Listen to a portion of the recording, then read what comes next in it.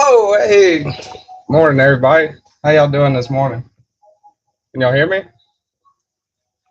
We get the comments going. That'll probably help. Whoa, hey, morning, everybody. How y'all doing? All right. Looks like y'all can hear me. So what's up? How y'all doing this morning, everybody? See what we got in the comments here in the chat. Mr. Eddie, 4 minutes late. Sorry about that, buddy. I'll be on time for you next time. A little more on time. At least it's working better, right? I think. I don't know. Is it pretty smooth? Or does my hand look like it's in slow motion? It's not doing like that, right? Try out a knife flick. See if it's smooth. Well, that wasn't a smooth flick.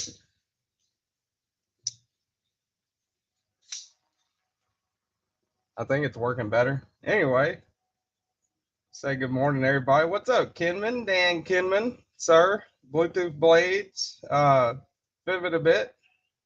Good morning. How you doing? What's up, Blessed Knives? Got a knife maker in the house. Two knife makers in the house. You got Mr. Eddie. There's also a knife maker by day, comedian by night, or actually comedian all day. I don't know. Kaleidoscope, you got a wrench, buddy? What's up, Angelo? Dr. Drew Dude, Clint Crosby. How's everybody doing? Neil McKenzie, Gons. Trying not to miss anyone. Robo Stevio, my girlfriend. Loser. What's up, Todd Carr?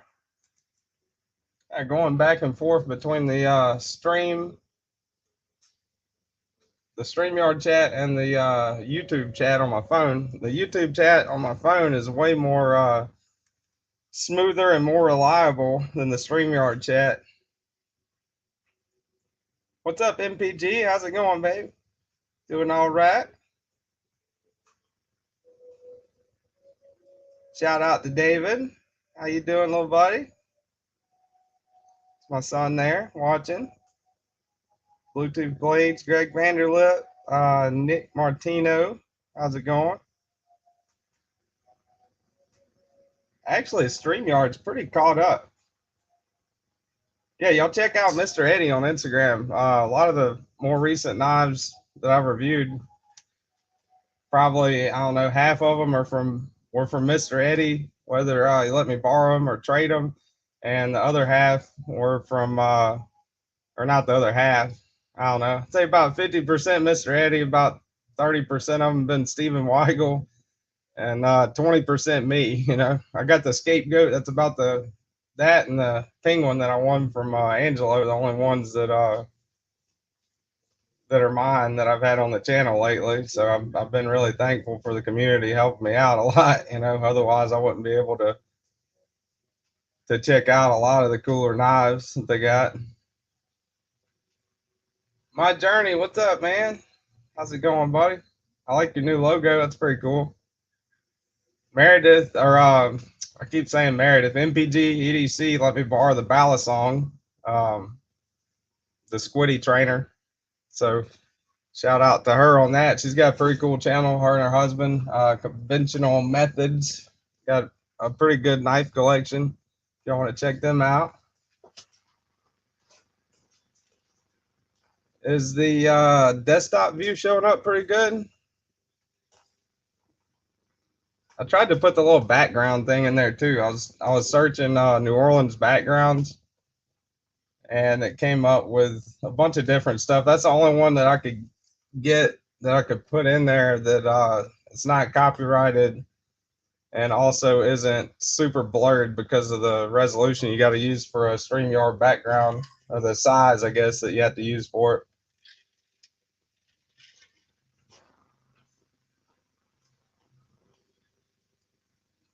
What's up? Hey, man. How's it going, buddy? Everybody having a pretty good Saturday morning so far? So far, so good. It looks good except for all the junk in the background. Yeah, I think I'm gonna play around with the. I'm not definitely not gonna do it right now because it seems like everything's working good right now. But I think I'm gonna play around with the background thing before the next live. But um, I don't know. I think it showed up pretty good. It's odd because you can customize your layout for StreamYard, but you can't. There's certain things you can't do. It's kind of weird, even if you got the pro version of it. Which I mean, I think it should be a lot more customizable than that. Thought about checking into like Streamlab or some other streaming services, but if this is working pretty good, I don't want to mess with it. Don't don't fix it if it's not broke, I guess. Well, Eddie, I'm in my garage, so behind me there's a lot of stuff. There's the garage door, and yeah, just like a bunch of random stuff, tools, and there's some kind of like our little extra storage area up there, you know, all the weird prepper stuff. Thanks, MPG, appreciate that. Hopefully, it's at least a lot smoother than last time. You know, I was messing, swapped out laptops, which I think helped a lot. This is also my girlfriend's laptop. This is Cole's laptop, so don't piss her off or she'll come in here and grab it. And y'all have to deal with the tripod view again. Kelly White, what's up, man? Yeah, definitely don't fix it if it ain't broke.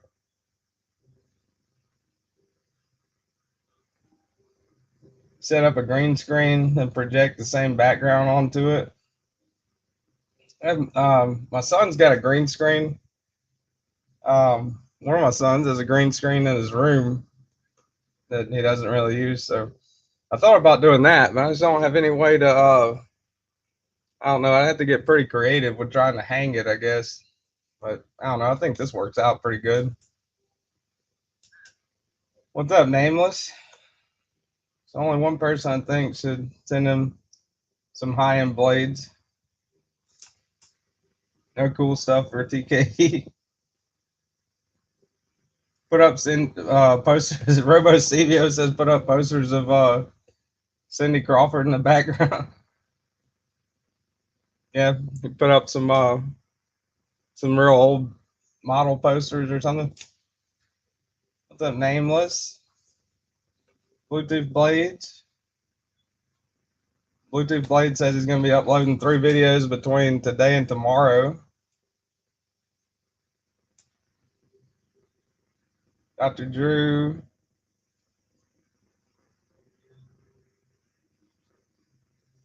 Yeah, he already sent me some high-end knives, but Mr. Eddie's probably going to send me another box if I treat him good. Dan Kim, I don't know. It depends on the stream. Wait, hold on. Let me go back up.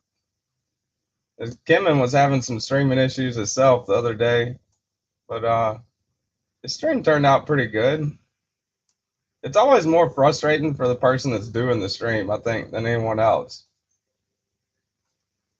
because you're trying to put on like a decent, you know, decent presentation for everyone, and it's kind of aggravating when it doesn't go the right way. Should have messed with mine right away and fixed the scratchy sound. I like your streams, Dan. Whatever issue you had the other day, seemed like you resolved it pretty quick when you did the, you know, when you came back on. So I thought it was pretty good. Velvet Elvis and a backlight. Neil McKenzie, what's up, man? Yeah, Mr. Eddie, I did put lube on the side of your box, but if you remember right, the box, the second box you sent me had, I think, big box of sex toys wrote on it, so that was pretty cool.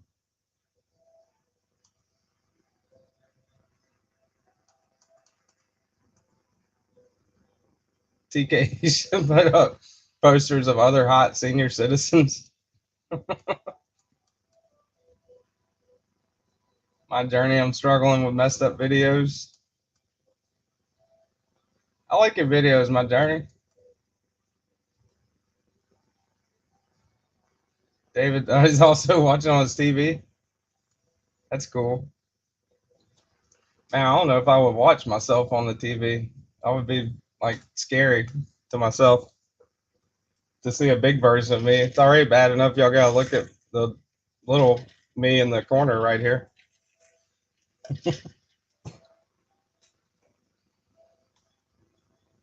Todd Carr thought that was a thing. What's up, Lonnie Hutchinson? Well, I'm glad he thinks it's cool.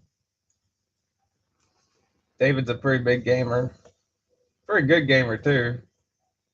He's only 9, and he's one of the best little gamers I've ever met. Pretty smart fella.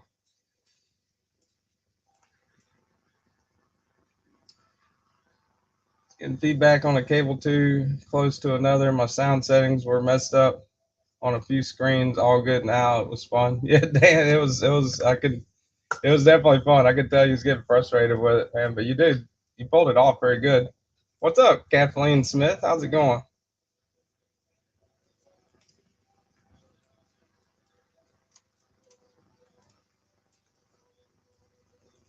Mary says MC owes you a visit. Yeah, yeah. He didn't read any of the super chats I sent him last night. So pretty cool when you get to the point where you can ignore some super chats and don't even know you got them, you know. But I mean, shoot, he's got like what almost he's up to almost 500,000 subscribers right now. So he is definitely one of the larger or the largest YouTuber in the knife community. Mr. Eddie's Cole said, yeah, Grandma gets the mail, so she'll love that on the side of the box.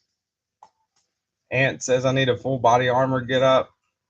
Kathleen Smith, good. I can't remember if I told you good morning or not, but good morning, Kathleen. Angelo, the Penguin Gifter, Mr. Angelo and Mr. My Journey. Meredith, your son's playing with the Squiddy. It's probably doing better than me with that thing. Imagine. It doesn't take much to beat me with the Squiddy, for sure.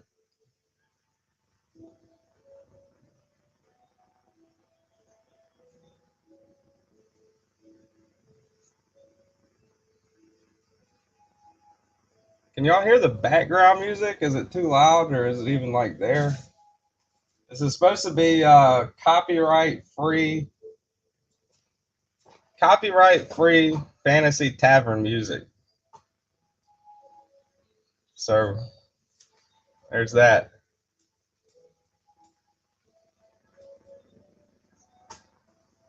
Yeah, everyone in the family like the Squiddy.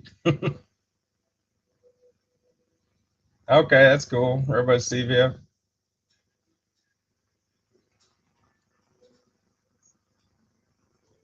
Kinman, Dan Kinman. Thanks, Angelo. Always appreciate it.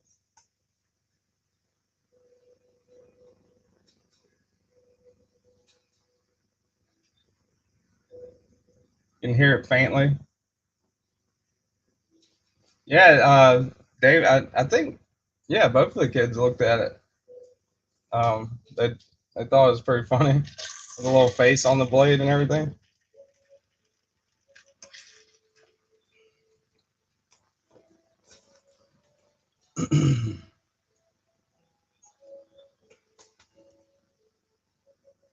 Yeah, I was trying to keep the background music kind of like just light and faint, just enough to drown out the sound of the fan in the background and maybe the dogs barking.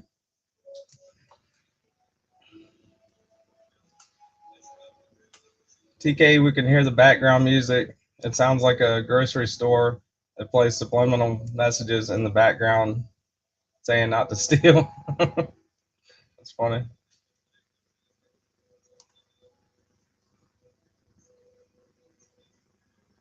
Any copyright free Irish hip hop, like something Some get up and go. Irish hip hop. I doubt it. Let's see. Copyright, free, Irish hip hop. Wow, surprisingly uh that surprisingly popped up in autofill. Hip hop background for videos, no copyright. Free Celtic rap beat, Irish pub instrumental. I like the action on the Penguin, Dan. It's a pretty good one. The only issue that I've had with that with the button lock Penguin is the lock stick. I loosened the pivot a little bit. I think I did that in unboxing. Actually, did it again. I thought about maybe taking it apart. It's not terrible because if you look at it, let's see. All right, so it's got no blade play right now. Camera focusing is another issue here, but it's got no blade play right now.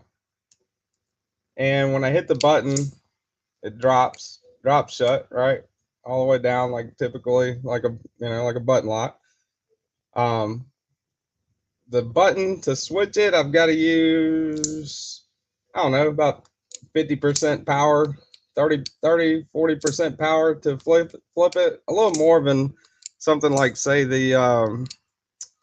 definitely more than something like the ZT 0562, if you're familiar with that one. That one's pretty buttery smooth, you know. A little stiffer than that for sure. And I've flipped this thing a bunch of times. It's not like I haven't flipped it. I've definitely, you can ask Cole. I've flipped it an annoying amount of times, I think. But loosening the pivot a little bit definitely helped.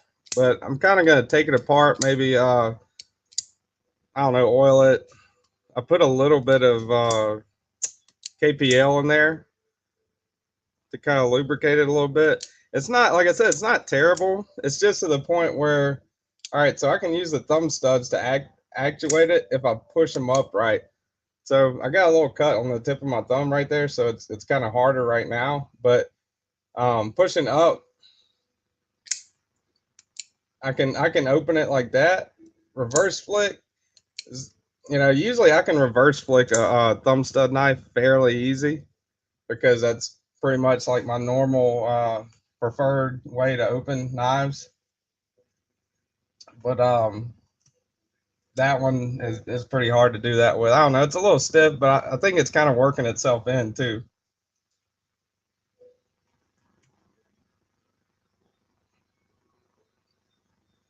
Ant says House of Pain is as Irish as green Budweiser. Kenman, CJRB Rose Gold Pyrite is supposed to get here today at some point. The knife that you influenced me to get a couple weeks ago. I put in a pre-order on it, and somehow I'm not getting it till today, which is weird. But it should be here today. But then again, that's what the post office said yesterday, so who knows? Robo Stevie's House of Pain's in my head now.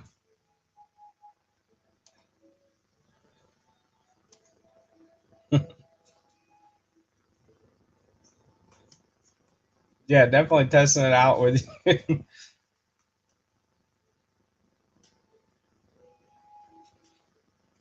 Did I upgrade the scales on the Neutron? No, I'd like to.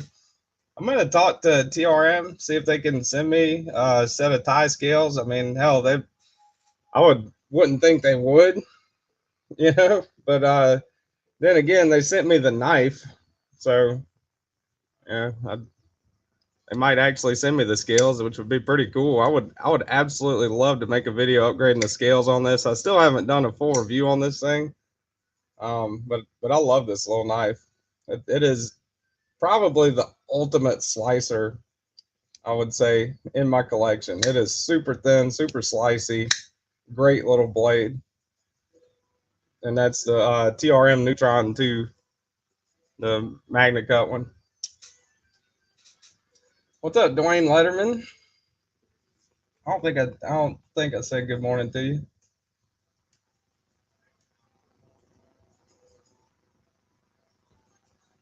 Yeah, the Neutron is a classic. I've been watching Shabazz. I think I first saw the Neutron 2 on Nick Shabazz, and just like a lot of the knives that I'm into, and I really like it. Been wanting one for a long time. Super surprised that they sent one to me. I'm not like a big knife YouTuber. I'm not even at 1,000 yet. Um, and I was definitely shocked. They would send me a knife not only just to look at but to keep. And uh, probably if I get more and more knives sent my way, I will definitely give away most of them. But that one I think I'm gonna keep. It's kind of like a sentimental thing, I guess. The first knife a company ever sent me. It's crazy. And they're really generous and they're great people too. They'll interact with you.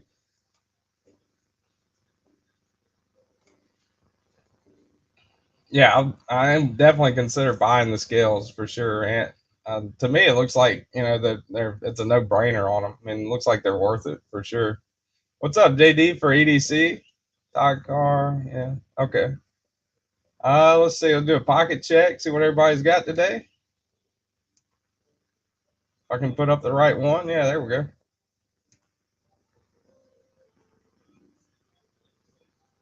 Don't give away the neutron. Yeah, the neutron is definitely something I'm going to hold on to for sure.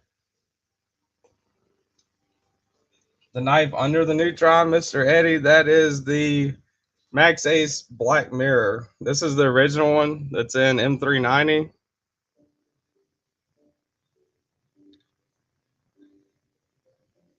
That's the original Max Ace Black Mirror. One of the better deals on the market right now.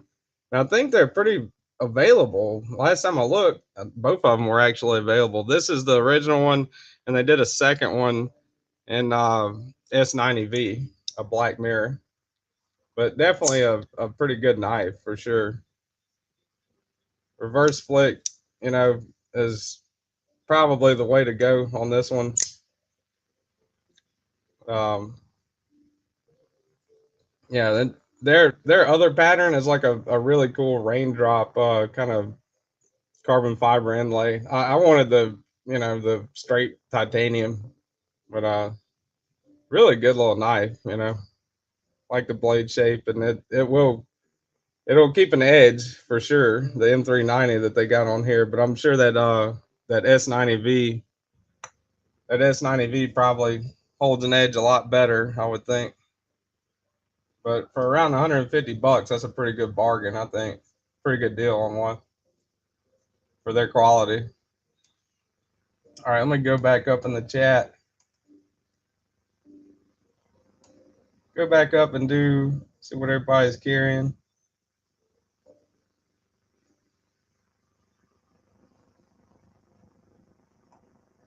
Dan Kidman, I'm shoot. CJRB ought to be sending you stuff left and right now. You probably sold 100,000 of those rose gold pyrites with those shorts you did. It looks pretty cool. The first time I saw that thing, I was like, man, that is awesome looking knife. Don't feel bad about keeping them. You deserve it. Let's see. I'm going down through the chat. MPG, you don't have a sleep. Don't you have a sleepwear blade? What's up, Addicted to Blades too? How's it going, buddy? Kelly White's got a QSP Puffin. Yeah, QSP Puffin, carbon fiber, red, white, blue, black color, and that's pretty cool.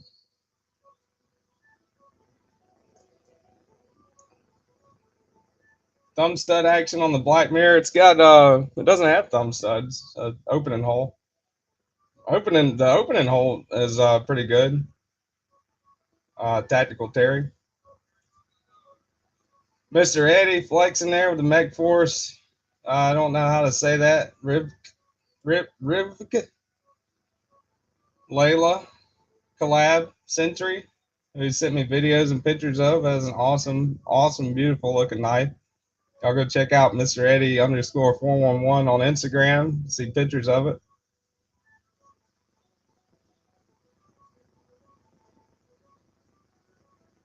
All the knives are in rolls on your side. Most of my pajama knives have a wire clip, easier getting it out versus a regular clip. Yeah, the scapegoat clip is definitely harder to get in and out of gym shorts and pajamas. Spyderco Tenacious, Gerber Suspension NXT, Classic SD, Tiny Sog on keyring, Follow Mauve, Mini Light, Springfield XD 40. Awesome.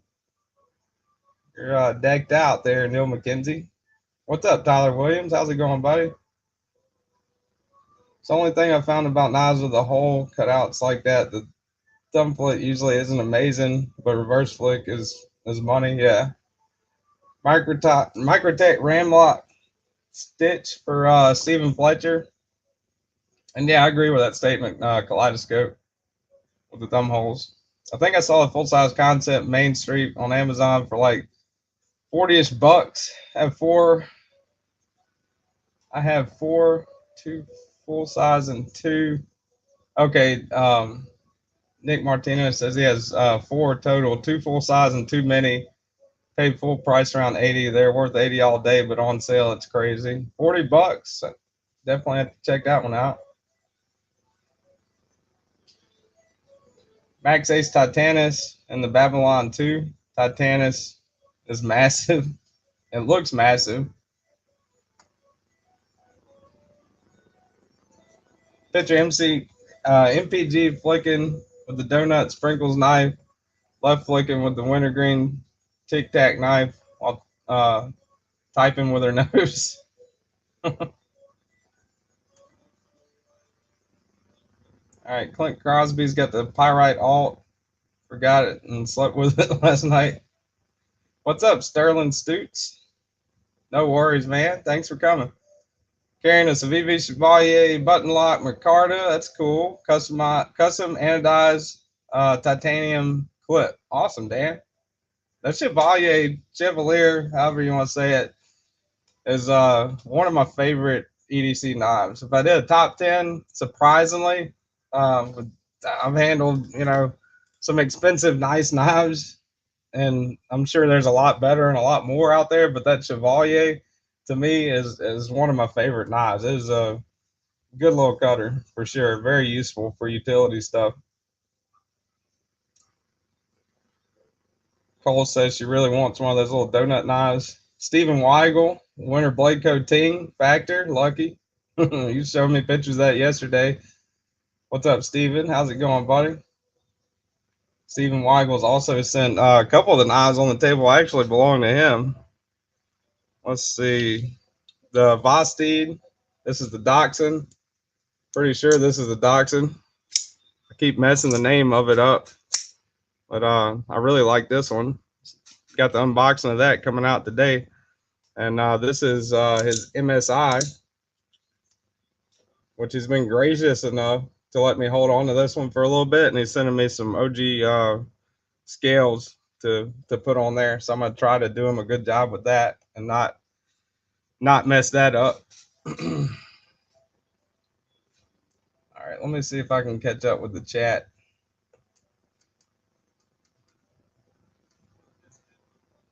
I'm making a good stand against everything Sprinkles right now.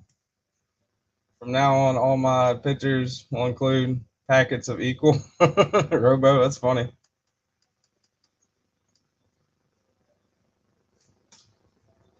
I think she's talking about the Desert Warrior, Todd.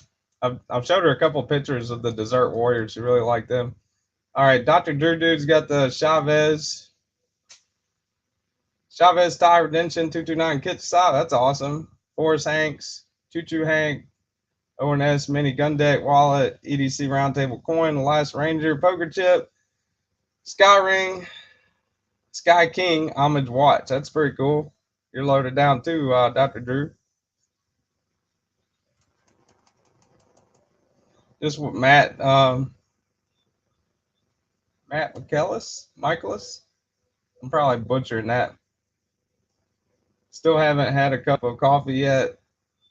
Nothing yet for a pocket check. Sorry. Well, thanks for waking up and listening to me ramble, Matt. Cole Foster, get one goodbye. The DLC coating isn't good. Definitely gonna have to get Cole a Desert Warrior for too long. Today I might carry my M4 Yojimbo. This is Nick Martino. It says today I might have to carry my M4 Yojimbo 2 for Spyderco Saturday.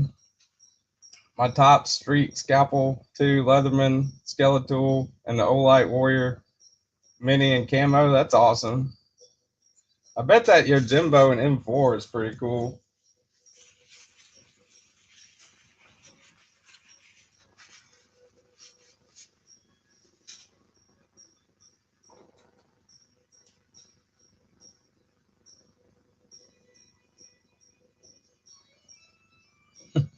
Always around if you need something cut.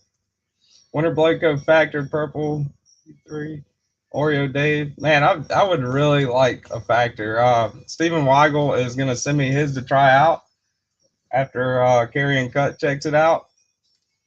But yeah, that Factor, I've wanted that for a long time. That's an awesome little knife. Magnetic, driven knife that works off of magnets.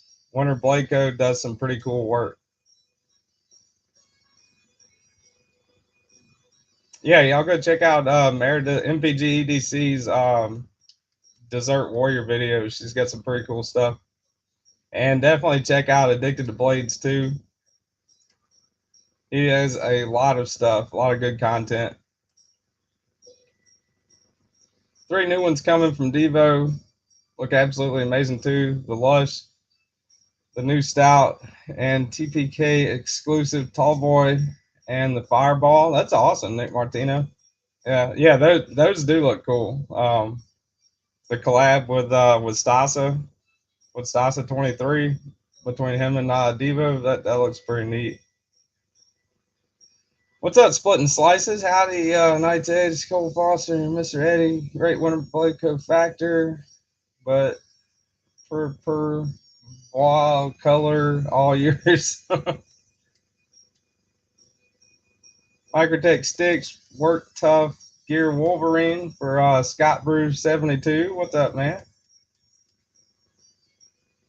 As long as women keep buying donut knives, they will never rule the world. Says loser.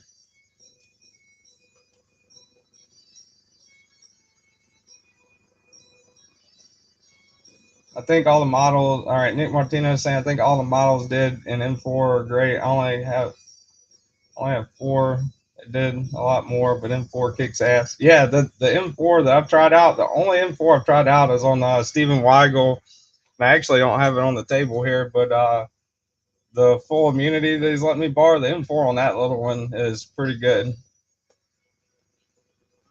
Blue knife on top, not Spyderco, the open one. You talking about this one? My Journey?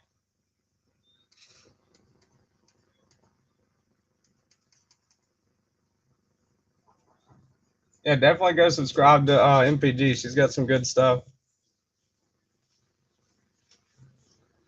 Chat's kind of jumpy, y'all. I'm sorry if I'm missing stuff. What's up, Jake Forskinen? Hey, My Journey, if you're talking about this one, this is the Concept Knives Fenrir. This is a pretty good one. I like this little knife. 150 bucks, pretty good deal for this. I think actually I think it was 130, 135. Discount code on it on White Mountain Knives, but they come in all kinds of different colors and handle materials on this one. Good morning, Jim Miller. But yeah, this is a really good one. It's got a milled titanium pocket clip, got a couple little snail trails on it right there. Nothing too major. The G10 that's on the titanium on this one feels really neat. I like that. I like the texture on that. It feels really cool. It's almost like I don't know, like a bottom of a barge, clams on the bottom of a barge esque kind of texture. I definitely just made that up. But yeah, this is a cool knife. I can't front flip that good, but I can usually front flip this one pretty easily. So and you can also thumb stud open it. Pretty good action on it. Concept Knives Fenrir. I believe this one came off of White Mountain Knives. But whenever I hit 1K, this is going to be the giveaway knife. So I don't think I put that out there yet actually. But yeah, this will be the 1K giveaway knife. Still sharp, still got the factory edge on it. Um, really cool concept Fenrir. Hate to give it away, but the 1K is definitely want to do something special for that, you know, because that's like a milestone for the channel. Whenever I finally get there, you know, it might be 10 years from now. They might have the Fenrir 2 out by then, but that is gonna be the 1K giveaway knife. Anyway, I just noticed the cameras. Let me straighten this thing out.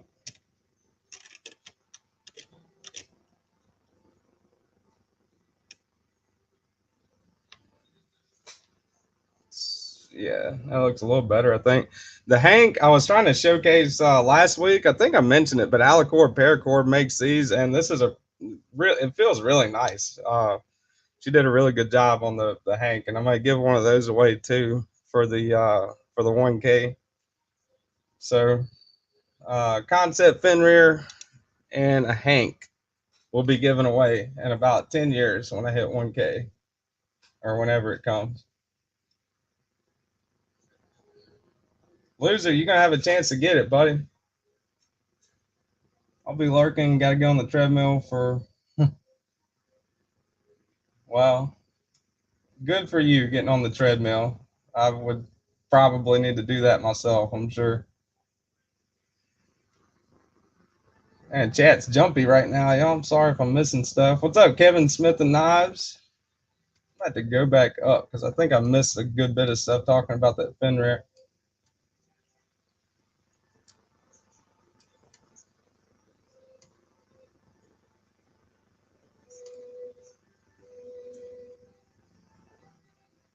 All right, Dr. Drew Dude is getting on the treadmill.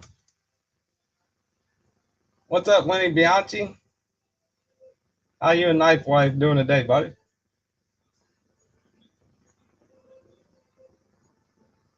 Jay Corson, to all those I'm going to see 4 or 5 times a day, right? So you got G-Ball, you had duty this morning, first thing. And then you got G-Ball Vision at noon. Now I'm going off of Central Time. Uh, so you got G-Ball Vision coming on. It usually comes on around 11 my time, I think. So usually if I go an hour and a half, I'm running into G-Ball for an hour and a half. So usually it comes on at 11, I believe. If you guys don't have the Knife Tube schedule, definitely check that out. That's a pretty cool thing. I link it in all my videos. But yeah, G-Ball after me, and then at the same time as Rochambeau at 2:30 Central, you got Loot 10 Tex. There's a bunch of people on Saturday. Saturdays is definitely full up.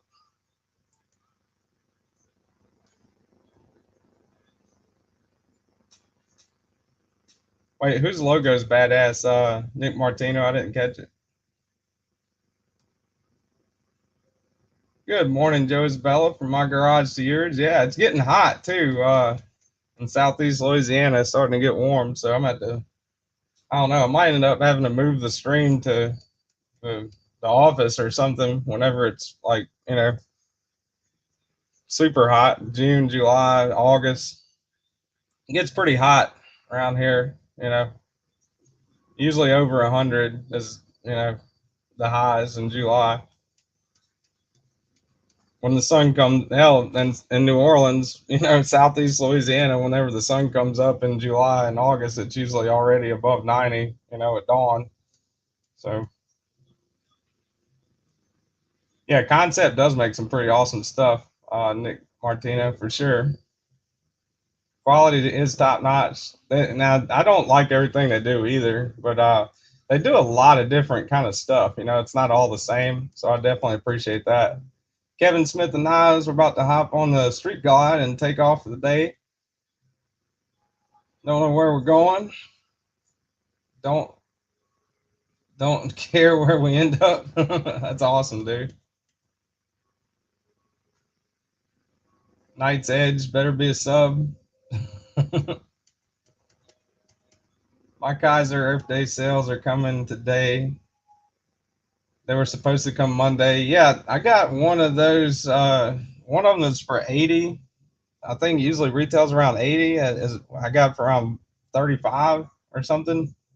Was that little 4V bladed mini? Man, I can't think of the name of it. The mini corp? No, that's concept. Mini sheepdog, I think. A little purple handle one. I thought that was a pretty good deal, and I've never tried M4, so I'm pretty excited about that. Don't ever get rid of a knife you know you won't be able to replace. Living with regret isn't worth it. Well, I'm pretty sure I'll be able to get a Fenrir again if I really wanted one. I really do like the Fenrir. It's just I wanted to give something special away for the 1K, you know, whenever it does happen. G-Ball Loot, Rochambeau, Lefty, Big Red, yeah.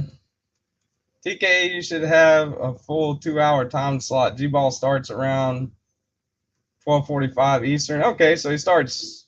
That's 11:45 my time. Yeah, I could have a. Yeah, we can go for 2 hours.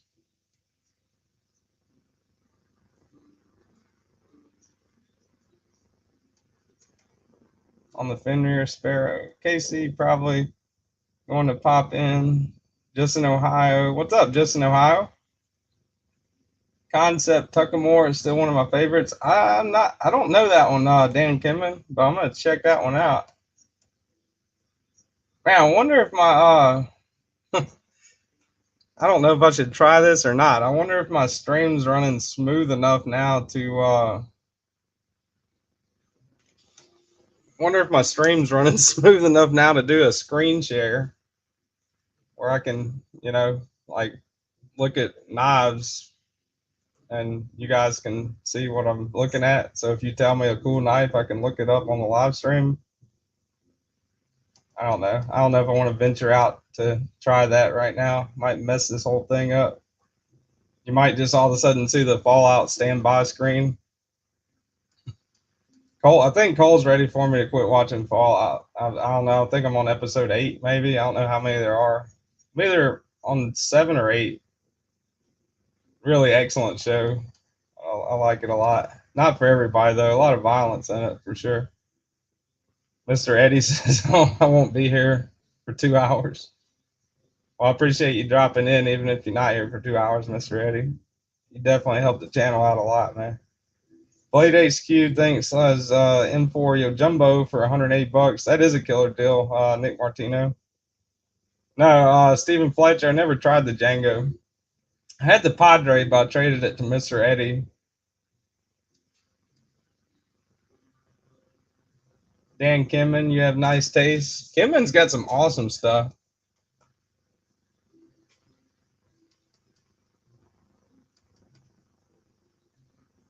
So, who's everyone's top 3 knife brands that impress you guys the most? Kunwu, right? Bestech. Those are all pretty good. I don't think I've tried anything from Bestech or Reich. Nick Martino. Not that I know of. Now they could have OEM something that I've had. Matter of fact, I got the Pony Stout and I've got the Mash 2.5. Doesn't Bestech OEM one of those? Maybe not. I like Riot. I really love this Chavez, man. I haven't gotten this thing out of my pocket for the last few days. The Scapegoat, this thing's awesome. Got an awesome finger choil on it. You know, I love the blade shape. I love everything about this knife. It's chunky. It's definitely chunkier than than a lot of people prefer, but it's not like the Beowulf. I mean, it's not severely overbuilt. M390 on the blade. Really cool Chavez skull clip that I love, and they send you the replacement in case you don't want the skull clip, which I have no issue with. That's one of the things that makes the knife to me. Chavez logo on it. You know, to me, this thing is awesome. but that went on sale this week. The new version of the Chavez Scapegoat, I guess.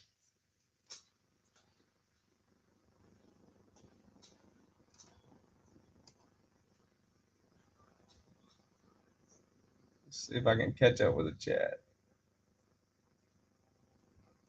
MPG says too many sheepdogs will be here Monday. Awesome. Oh, that's awesome, Mr. Eddie. Congratulations, buddy. Kid's birthday party. That's always fun. Just because yeah, I do keep falling asleep towards the end. I fall asleep, I don't know, in a lot of I'd say over 50% of movies or whatever that I watch, I fall asleep. I guess that's because when I'm wide awake, I'm doing stuff. So I'm more active, on my phone. I'm trying to edit, a video or do a thumbnail or something like that. And then when I put that down and just want to clear my brain and get entertained and watch a show, by that time I'm so tired that I pass out. Need the second season, yeah. Also, Lenny Bianchi says also going to grab a Vosteed Psyops. These are sick. They just dropped. Yeah, I saw that. I think in Rochambeau's Discord, the Psyop looks pretty cool. What's up, Marco? How's it going, man? BNA, brand new American in the house. What's up, buddy? Pepin Horse, how's it going, man? I don't think I've said good morning. I must have missed some people, unless y'all are just getting here. You guys seen the CH3504 skull knife? I got one like 5 years ago. White Mountain Knives has them in stock again. It's a good one. No, I haven't seen that. Kevin Smith. I have to check that one out. I don't have any Ketchuos MPG. That I definitely need to try some of those out. Ketchuo Telson and my husband traded his William Kershaw for Wright Tule. Trying to catch back up with the chat.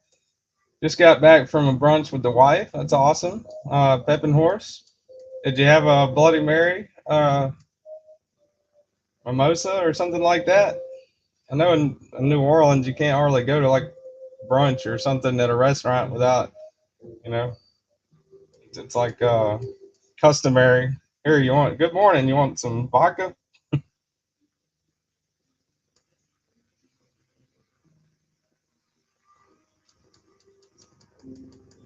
Catching up with the chat. Dan Kimmin, mimosas. Louisiana sucks. It's definitely got its ups and downs and ups, I guess. I don't know. Some things are pretty unique about it that I love, but then there's other things where I'm just like, man. Does anyone else here remember the dubious Wardtech Knife Club besides me and Dan Kimmin? No, I'm not. Loser, how do you get in on that? ProTech has some awesome stuff coming down the pipeline, says Nick Martino. More downs than ups. Living in Louisiana, Mr. Eddie. Yeah. One track Monaco R is Stadia did a video and a short on it. Kumlu's the OEM. Best looking knife I've seen in a while. That's One Track Monco Ire. I have to check that one out, Lenny. A Wartech, Dan Kimmin. If Dan Kimmin says to check it out, I'm definitely gonna check it out. Spend less than $20 and you got a Wartech.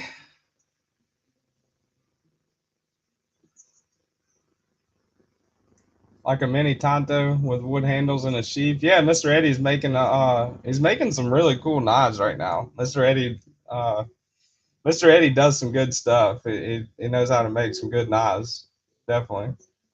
He's been sending me pictures of some that he's been kind of forging and heat treating, and they're really coming along. I used to get Battle Box every month, but the quality went to shit, so I canceled a year back. That monthly knife club looks good. Yeah, I thought about doing that, Nick Martino, but I don't know, man. Like I like all the other neat EDC stuff, it's not Cole Foster. Anytime you want to leave Louisiana, I'll start applying for PhD programs elsewhere. That's true. That is true. But the Knifely Month Club stuff I haven't really gotten into because I like knives. You know, I like pocket knives, and I don't have anything against Hanks or coins or other pry bars or EDC stuff. I mean, this Hank, this is actually the first Hank that I've had. You know, that isn't like the one from Walmart, you know, or whatever, the one that Alicord Paracord made for the channel. But you know, not pocket knives are pretty much my jam as far as EDC stuff. Pocket knives and pistols, I guess. The Air Dulles 3CR. Brian from Transparent Knives. That little fix he did, pretty damn sexy. Yeah, that Transparent Knives does some really cool stuff.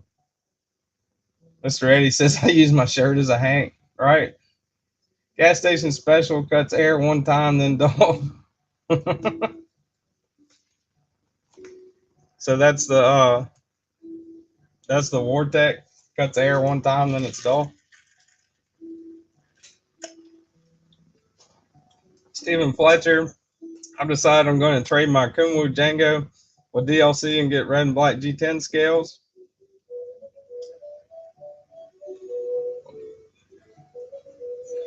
So you just like the red and black G10 better than the one with DLC, Stephen?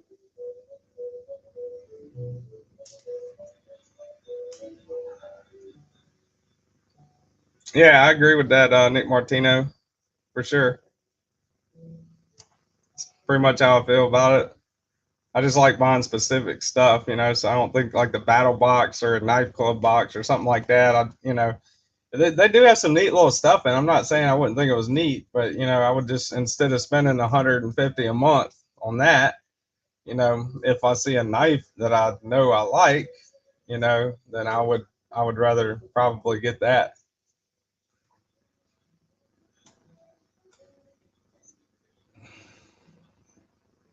Joe Isabella says I was playing with some blue and black G10 yesterday.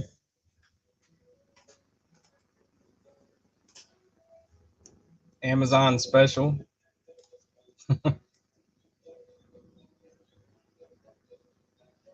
Lenny Bianchi, are you interested in selling your 15V Shaman? No. No, I'll never sell that one, Lenny. Absolutely love it. Actually looking to dress that one up. It's not on the table right now, but let me get that thing out. I usually got it out. Dang, this is one of my favorite knives. It's not dressed up at all. I mean, it's got the Lynx Northwest clip, but other than that, standard brown G10 scales. But absolutely the most amazing edge retention that I've ever experienced is that 15V from Spyderco. This thing is awesome. Awesome edge retention on this thing. Corrosion resistance, not so much. You know, Louisiana is probably a poor place for the 15V. In New Orleans, the Southeast Louisiana 15V will corrode pretty quick in your pocket. Hey guys, just stopping in to show boy Knight's Edge some support. Back to working on the chicken coop later. All right, pizza operator, thanks for coming, man. I appreciate it. My girlfriend's grandma, uh, she's got some chickens, and she's got a hell of a chicken coop back there. So we got a little chicken coop in the backyard. Thanks for coming, though, pizza operator. Those scales are an eyesore and unworthy of the shaman loser. Yeah, yeah, I agree. I need to get some more. Uh, you know, it's like Pooh Brown. Pooh Brown. I guess brown for Big Brown Bear, right? Makes sense. He did the heat treat. Yeah, definitely have been looking at a lot of different scales for that one. I want to wait and get the ones that I've, you know, the perfect ones for that shaman. Good luck with your chickens and your pepperoni. Just put my right tule in my non-existent front pocket, and it conceals it. The Manix 2 lightweight with yellow and Magna Cut look awesome too, and they should be priced fairly well. Yeah, Nick Martino, those yellow. Okay, yeah. So the salt, the new salt, Manix 2 salt, I guess they call it. That's what this one. Where's it at? That's what this one used to be actually. But this is the this is a Native 5 lightweight salt. That's the one with Magna Cut. I get the light right here. But that is the Native 5, and this is on this. I put the Applied Weapons Tech scales. Duty kind of sold me on that with his video. This thing, it's awesome. I mean, it feels awesome. Completely closed in the back. You don't have to worry about gunk and stuff getting in there. Gives it a weight, like it feels like a totally new knife with these aluminum scales on it. I did a scale swap video actually on that. If anybody decides to do that. But I would imagine it would do the same thing, you know, with that Manix 2 lightweight.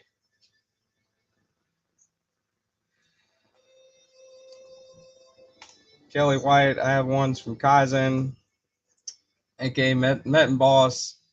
It's called Golden Flame for my Shaman. That's gold on ends and fades red, purple, blue towards the middle. That sounds really cool looking.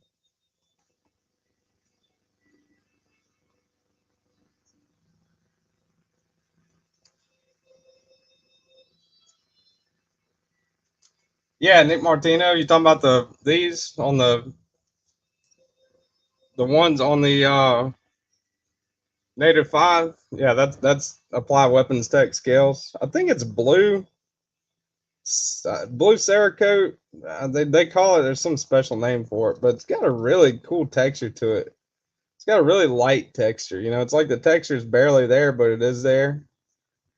They do a bunch of different colors and I think a couple different textures too. Applied Weapons Technology are pretty good. Then I got the the Lynch Northwest Deep Carry clip on this one.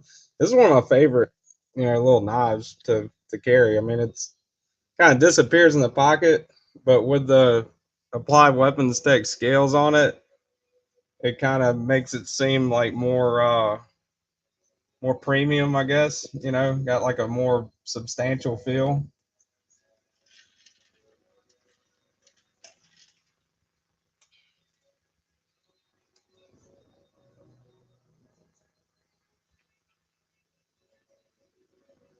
I've always thought the Salt series should be a shade of blue. I get why they do bright yellow, but blue looks so much better. Yeah.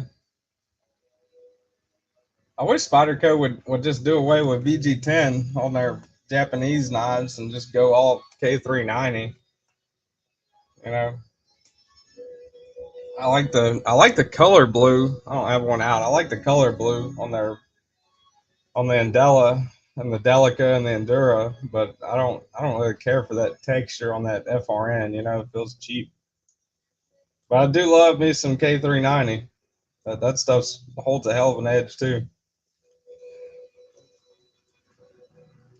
Joe Isabella, I'm excited. I haven't owned a Spyderco since I bought one in '94 and lost a year or two later.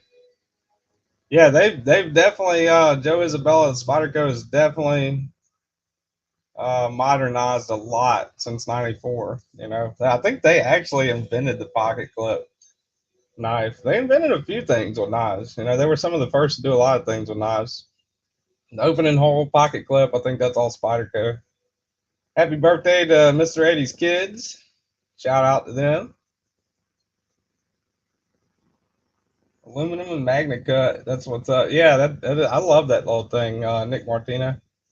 Good little knife for sure. Spyderco is getting rid of K390. Most steels on sale. They have moved to something else. Really? I didn't know that. Pep and Horse. Where'd you see that at? Is that did Glusser say something about that? If not, I might have to get another K390 Delica or something before they go away. Knife Center said they got rid of K390. Was that in like one of the facts videos, Knife Center? Or was that when? Are you talking about when they went to Blade Show and they were talking to David Anderson when Spyderco was talking to him?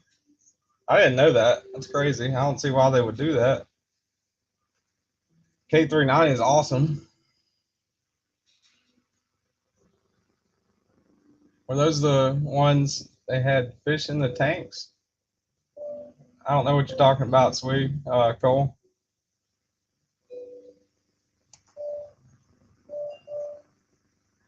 Some wild exclusives coming, Dang Ross says. Nick Martino, the Yo Jumbo. The Yo Jumbo at the time it was released was revolutionary for its time. Their Pippin horses, they're all on sale, are they? No kidding. That's good to know. K390 is awesome. It seems to have more stainlessness to it.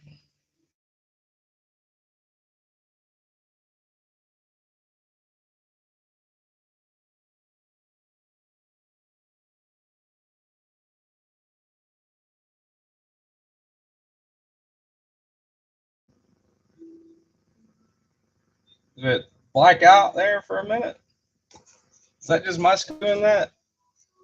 I don't know. I'm like paranoid with the live stream now. Let me see. Catch up with the chat. The yellow and blue scales. The Spyderco. I don't know which one you're talking about.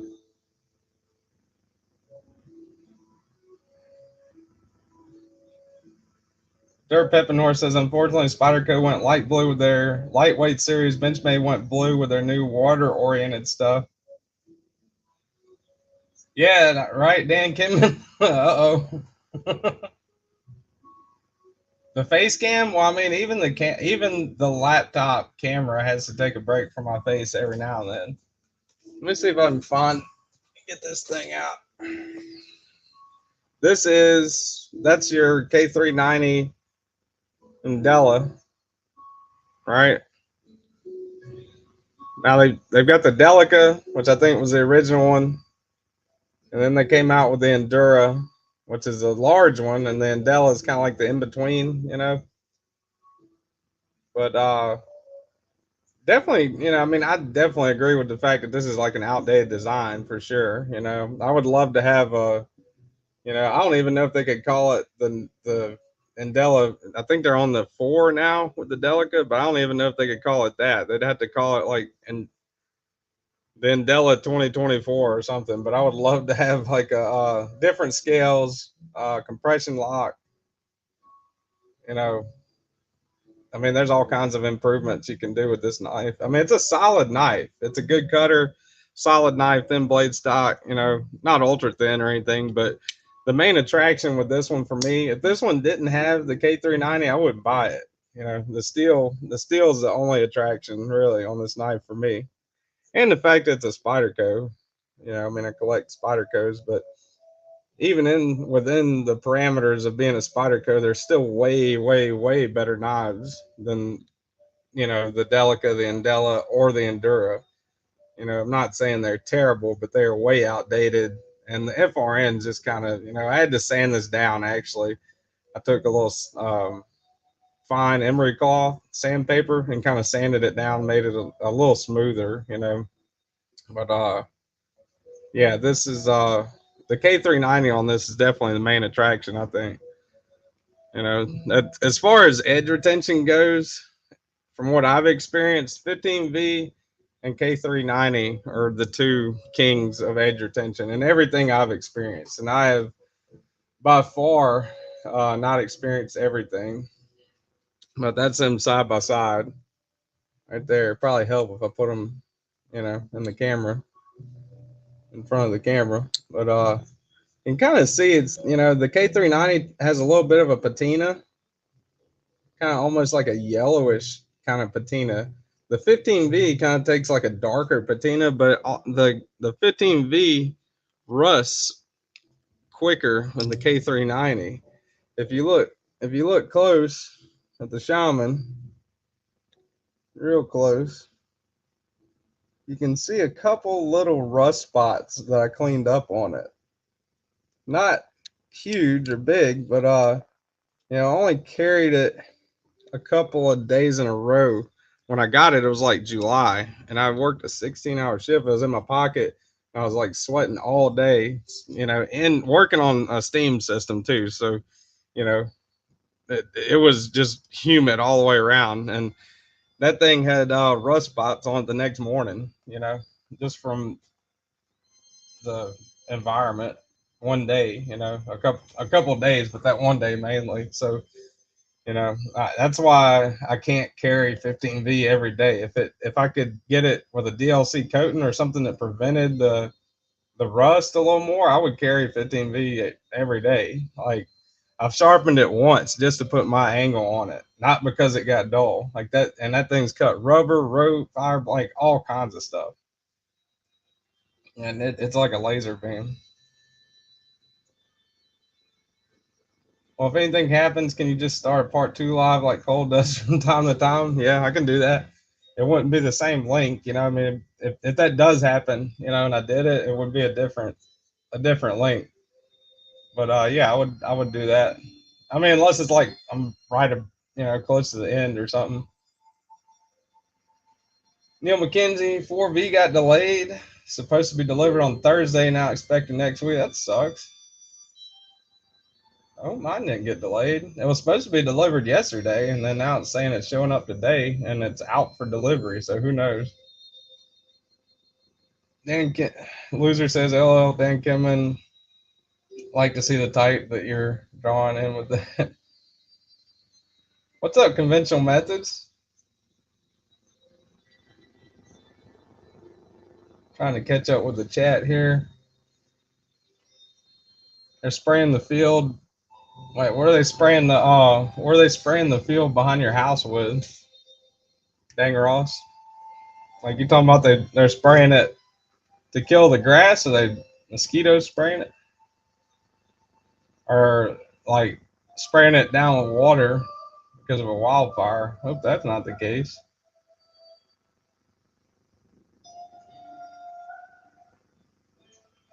Clint Crosby says I have the Yojumbo titanium scales. Dang, all right, loser saying, Dan Kim, I'm picturing young City Crawford that likes to bite her own shoulder.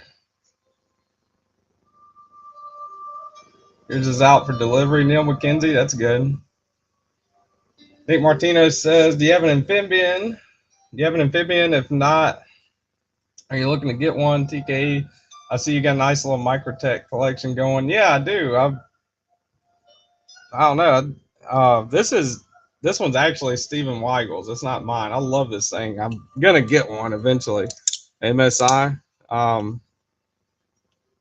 But yeah, I got the right here. I have the MSI, the Stitch, and this little UTX Bounty Hunter edition. Little Bounty Hunter edition UTX 70. Little tiny thing. It really surprised me how small it was when I got it. But I love this little knife. Pretty cool, neat little blade there. But yeah, I would definitely like to get an amphibian. Mr. Eddie actually kind of offered me a pretty good deal on one last week, but I had to pass on it because I was trying to, not have the lights turned off and stuff like that. K390 from Seki Seki just has a reputation for really good heat treat. In CATRA, CATRA test, it is ranked only a bit better than M4. I didn't know that conventional methods. That's good to know.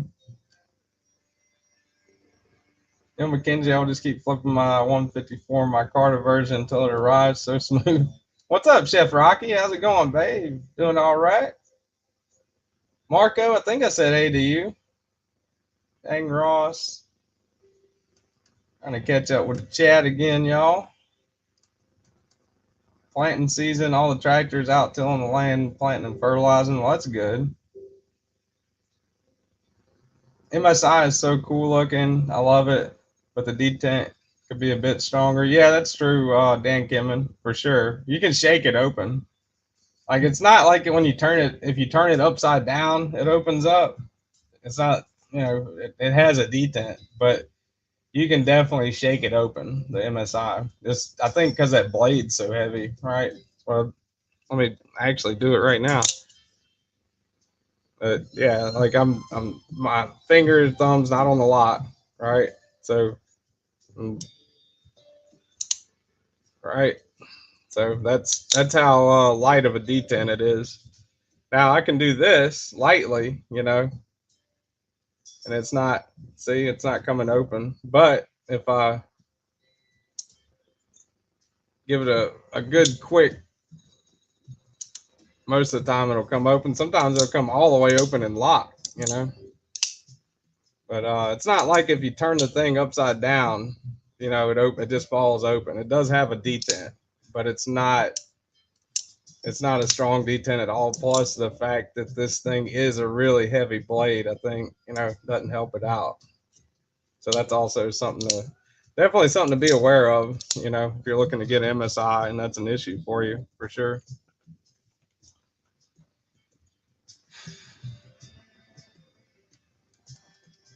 All right. Trying to catch up, y'all. What's up, Blade Walker? How's it going, man? I didn't know you were in here. Missing all kinds of stuff. Custom Borka Stitch is so awesome. Well, Lord, but my Lord, are they expensive? Yeah, Nick Martino, I agree with that. They're pretty cool. I mean, they are really cool looking, but they are extremely pricey. Jim Turgliafera, what's up, buddy? How's it going, man? Doing all right? Everybody's saying hey to Jim.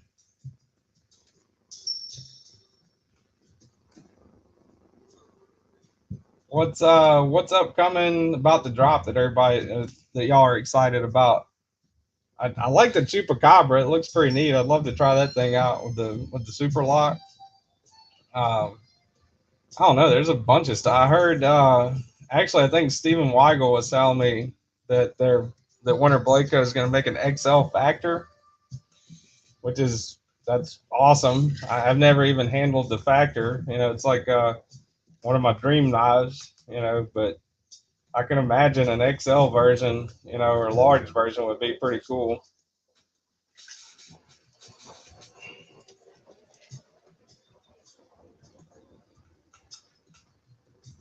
Catch up with the chat. Oh, Bodacious, yeah, Bodacious. I mean, a lot of people are saying that. I've heard a lot of people trash talking the Bodacious that's coming out, but it is a new knife from Spyderco. Give them that. They're on the right track. Hopefully they can maybe keep that momentum going and come out with more new knives. I mean, I love Spyderco's my favorite brand. Obviously, I talk about them all the time, but it's really cool. They do a lot of their models with sprint runs and flash batches, stuff like that. That's hell, the 15V Shaman's one of my favorite knives, but that aside, I really wish they would put some money into R&D, like some new models would be awesome, mid 2000s Spyderco, after 2010 seemed like they were just hammering out some cool knives, but maybe they ran out of ideas, or maybe they're just trying to catch up and cover all their bases with the ones that they know are great and going to sell, and trying different things. And I respect that. That's cool. I don't work for Spyderco. I don't know how it is, but it's easy for me to sit here and say they need to come out with new shit, but I think they need to come out with new shit. Tactile has a bunch of new stuff coming. Yeah, I've seen the Archer. Mr. Eddie's got an Archer. Pretty neat. Cool looking knife. Had it on pre-order since early December. When are they dropping, Lenny? Or did you say, I might have missed it if you said that. I'll send you a factory to check out. Love to you and yours. That's awesome, Chef Rocky. Stephen Weigel said he's going to send me one to check out too. WBC for Winter Blade Co. for a couple on Blade Binge, but yikes. Yeah, they're expensive, man. I wish they were, you know, again, I don't understand how this stuff works as much. So it's easy for me to sit here and criticize or say that, companies could do things better. But I really wish you could get, I wish the factor was either sold out and unavailable or ready to rock. Like whenever they drop, you buy it and it's at your house a week later or a few days later. Not like pre-order it, and then the pre-orders get sold out and filled, and then a few months go by, and then you get it 6 months later or something. But then again, the money situation with having to fund something like that, I'm not going to sit here and criticize that because I'm not 100% sure on how that works. And however he's got to do it to get them out there is the main thing, right?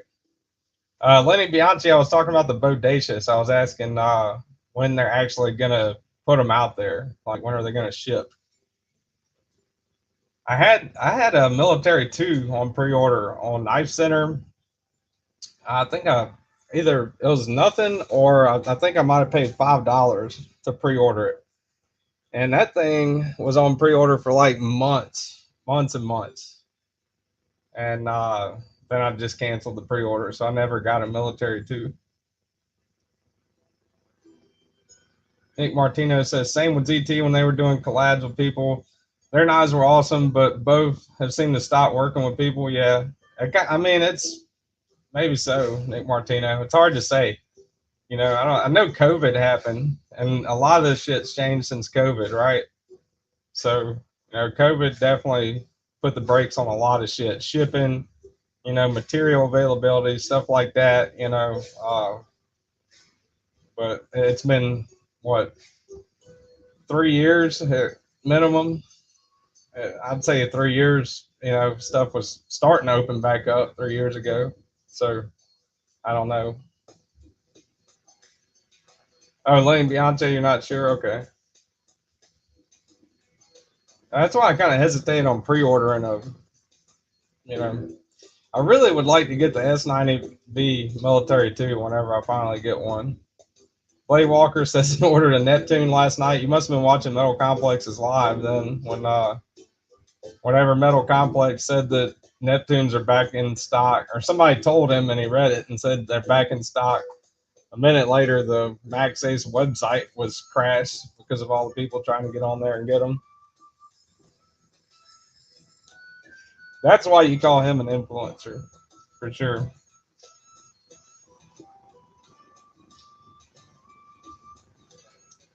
The knife would have to be exceptional, awesome before I buy from Knife Center. Yeah, I agree with that. Bluetooth blades. I try to stay away from Knife Center just because they don't seem to work with people as much in the community. I mean they do. I mean they've got their YouTube channel, their new knives of the week, which I do watch that every week just to see what they got coming out.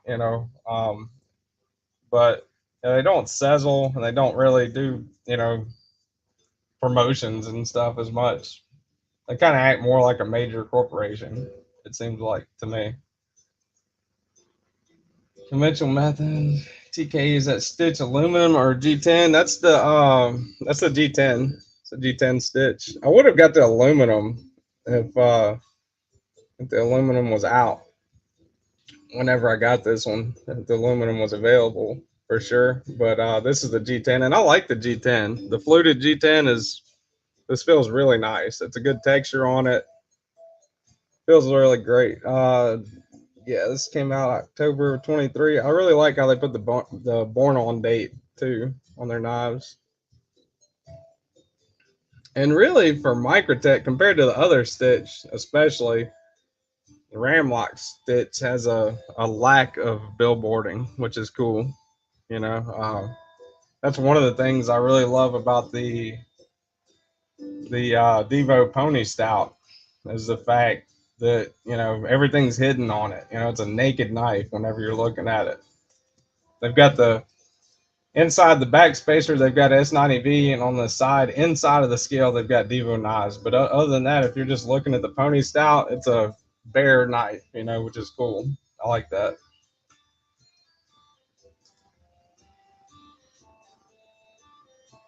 Let me go back up. I think I'm missing stuff here. Go back up in the chat again.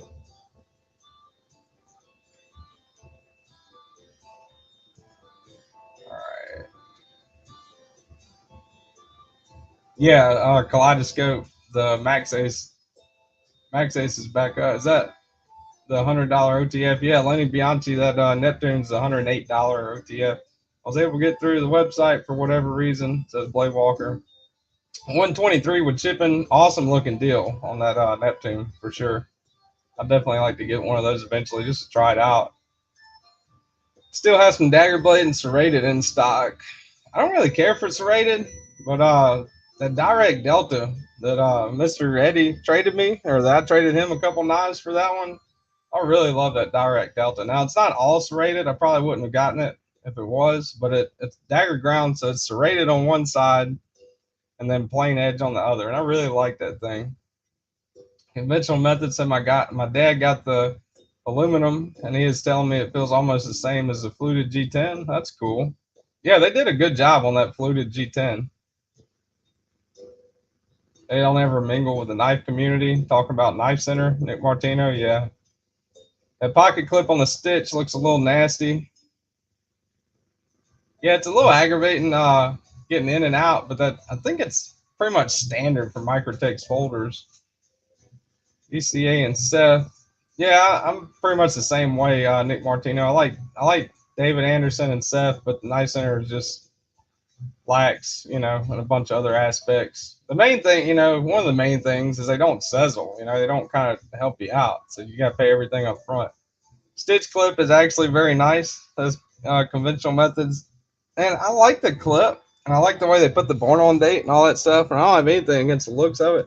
The only thing with these clips is this part right here. Now I get that prevents it, and also, I wish the screws were recessed. But that's not really part of the clip.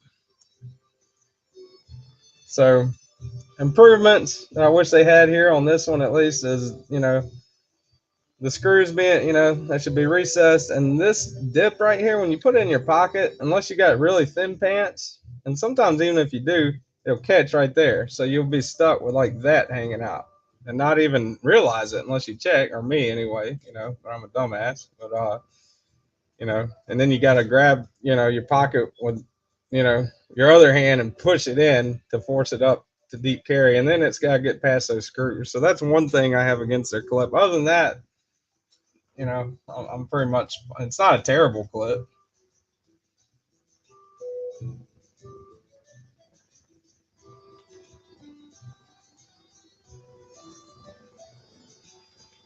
Nick Martino says now you need the other UTX's bounty hunter variation. Had to have them all. I wish I could. Bluetooth blade, show the bounty hunter. I have one and it's pretty cool. So that's the Mr. Eddie actually traded me this. One of the knives he traded me for some of the knives I traded him. But this is the UTX 70. This is the smallest UTX. 70%, I think, is what it means, right? 70% size of the Ultratech, I think, is what it UTX 70 means, which I got an Ultratech. I don't know. I mean, I don't know if it's 70. It might be 70% of the size. I think it's 70% of the length. It might be 70% of the width too. I don't know. It's crazy how much difference 30% makes. But yeah, that's it next to the Ultratech. Anyway, but yeah, I really like the bounty hunter. I like the finish on the bounty hunter. Everything from the engraving, contouring, the the little man. I think that's the Mandalorian. Pretty sure that's the Mandalorian logo. Boba Fett. Little orange on the glass breaker, orange on the screws and the switch. Really cool looking little knife.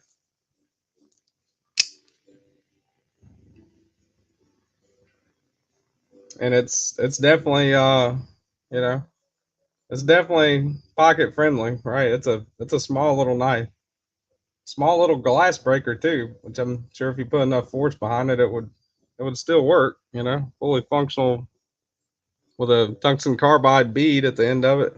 Uh, Glass breaker.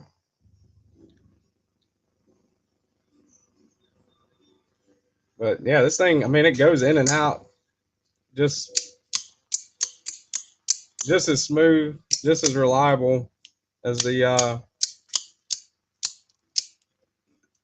Ultratech. Good little knife for sure. I don't normally like OTS, but I do like that UTX 70. Yeah, it's a good little knife, loser. Actually, I believe they did all the models in the Bounty Hunter, and yes, it's percentage to the full size. Yeah, I like the distress look too, Nick Martino. Pretty cool. Hopefully, we'll start seeing more Fallout related stuff in the knife world. That would be a cool, that'd be definitely a cool collaboration. I guess I could, if I got into the like Reddit forums and stuff like that, I could figure out or find something saying when the Bodacious is supposed to drop. But I definitely want to try the Bodacious out and see what it's like for sure.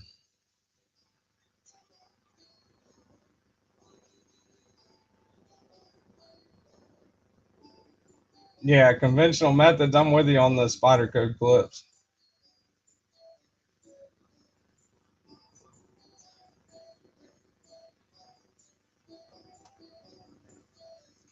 I'd like to see a huge ass glass breaker on that tiny knife.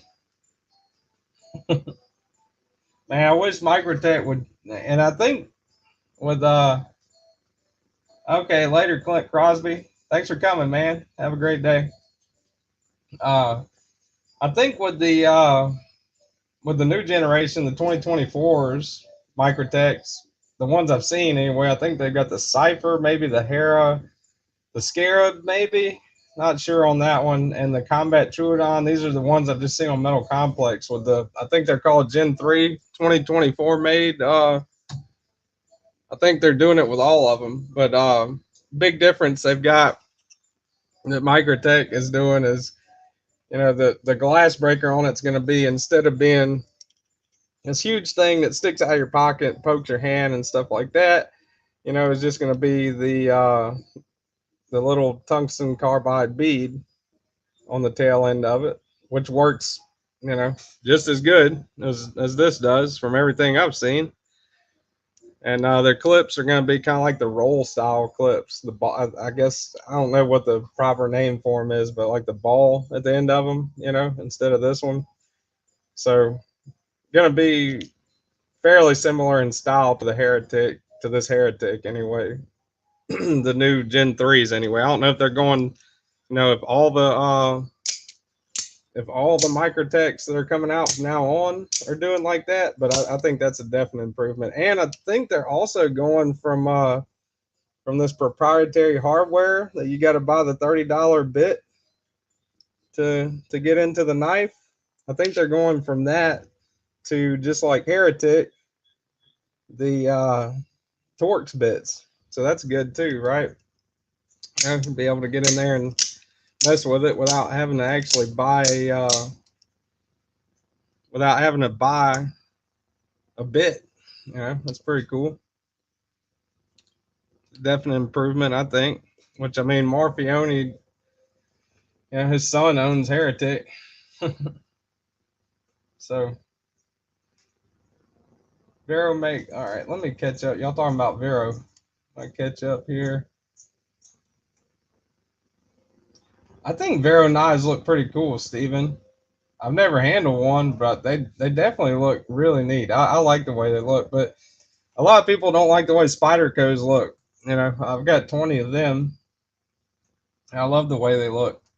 So I guess it's a taste thing, but they're really symmetrical, kind of square and boxy. It looks like, from all the Veros I've seen, and I really like that. I think that's pretty cool looking.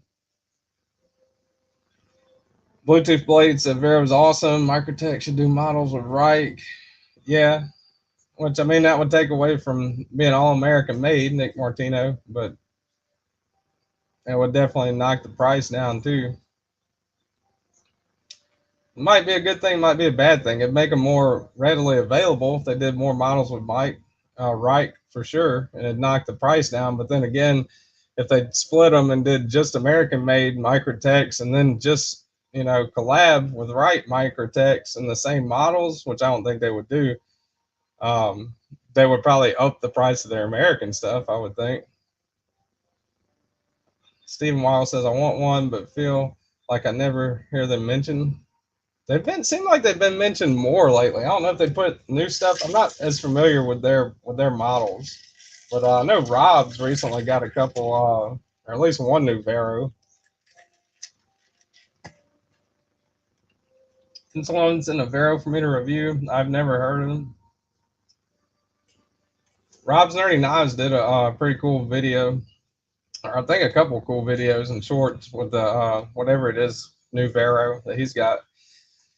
Lenny Bianchi says, Blade Walker, I got the last dagger blade. They still have 15 serrated ones left.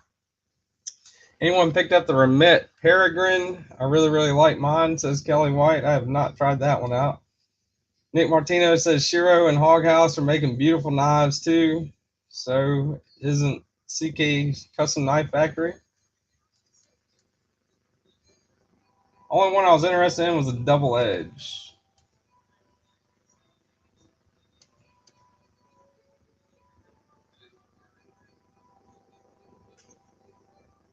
Carco, what's up, Carco?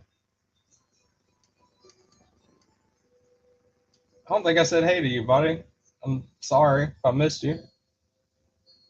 If I missed anybody, it's not because I'm ignoring you. Definitely, it's because I'm a dumbass, pretty much. Or I'm just kind of, slow, maybe. I don't know, but definitely try to say hey to everyone. William Bianchi says double edge illegal to carry in Michigan. Would have bought the single edge, but happy to grab one anyways. I didn't know that, Lenny. The only ones that are illegal to carry in Louisiana, the last time that I looked the law up, unless it's changed, are gravity knives. I think gravity knives are the only illegal knives in Louisiana. I don't think the blade size matters. I don't think the lot matters, aside from it being a gravity knife, but I think gravity knives are the only illegal ones in Louisiana. Louisiana just passed a law. The governor signed it. It's going into effect June 1st, I think, that concealed carry is legal. So you don't need a concealed carry permit anymore to conceal carry a firearm in Louisiana. So, if that's the case, then I don't think they're too worried about pocket knife laws. Tactical Terry 79, what's up, man? You can carry a double-edged fixie in Michigan, but you have to be hunting. I guess you could just tell the cops that, right? If they ask you, why are you carrying this double-edged fixed blade? Oh, I'm hunting. Oh, okay, well, that's fine. Nick Martino, I'm in Louisiana. I think I might be behind. I don't know. Bossier? No, I am southeast Louisiana. Right across the river from New Orleans. New Orleans. MPG EDC has shopping to do. See you guys later. All right, see you later, MPG. Hope you and Mr. Methods has a good weekend. Conventional Methods, aka Mr. MPG.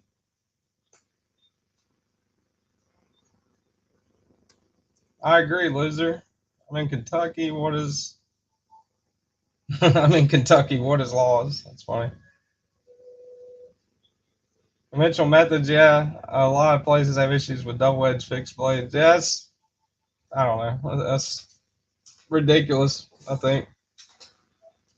Government has a lot more problems to worry about, in my opinion, than knife blades. Tactical Terry says, speaking of Louisiana, screw the Shreveport post office. had some bad experiences there, Tactical Terry? Shreveport, closest big city to me, says Parco. Conventional method. Let me go back up a little bit. Basically, if Karens think it looks scary, then they outlaw it. Yeah. Blade Walker, no knife restrictions in Kentucky, says Blade Walker. That's good. Dan Kimmen, conventional methods. Have a great day. You leaving out Dan Kimmen or no, MPG's leaving. Okay. Nick Martino, it's probably more your intent than what you actually do with your knife. That will matter in a court. So I hope I'll never find out. Yeah, for sure. Definitely hope I never find out either. Losers, try to limit your knife purchases to 20 this time to MPG. Nick Martino, too many Karens in the world. That's true. Wayne Bianchi, Michigan knife law is all on intent. So if your cold steel knife is for cutting apples, you're fine. Yeah. Okay. Well, that's, I don't know. I don't want to get into political or anything like that. I do try to stay away from that on here, but I definitely have some opinions on that. I don't see how you base laws for an object on intent. You know, intent varies drastically. I haven't looked them up, but where I am, you'll see anything but swords. Shreveport always holds my packages coming through them for like 2 days. I'm going to assume that no one means no box today. Says Carco. And knife laws are ridiculous. Doug Ritter actually, the guy that has that does the Ritter Hogue, is a big advocate. In case some of y'all don't know, which I'm sure most of y'all do, Doug Ritter is a pretty big advocate for knife, reasonable knife laws, against stupid knife laws. So.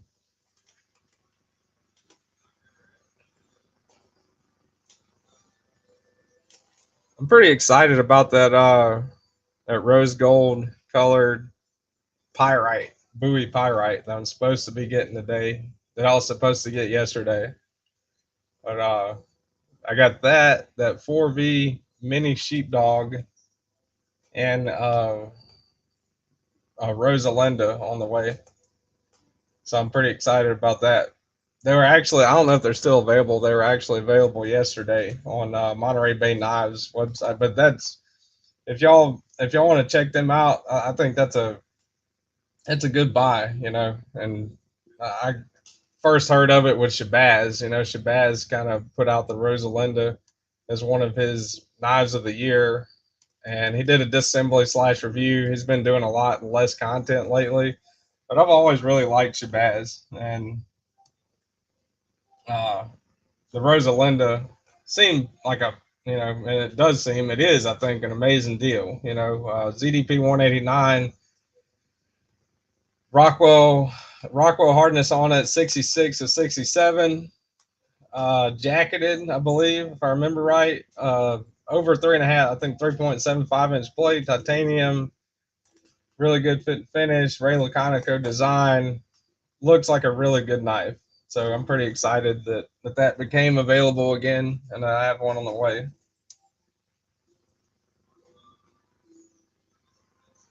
Loser says, for some reason, I enjoy Tactical Terry's unmitigated hostility towards the Shreveport post office. Tactical Terry's. I do what I can. That's funny.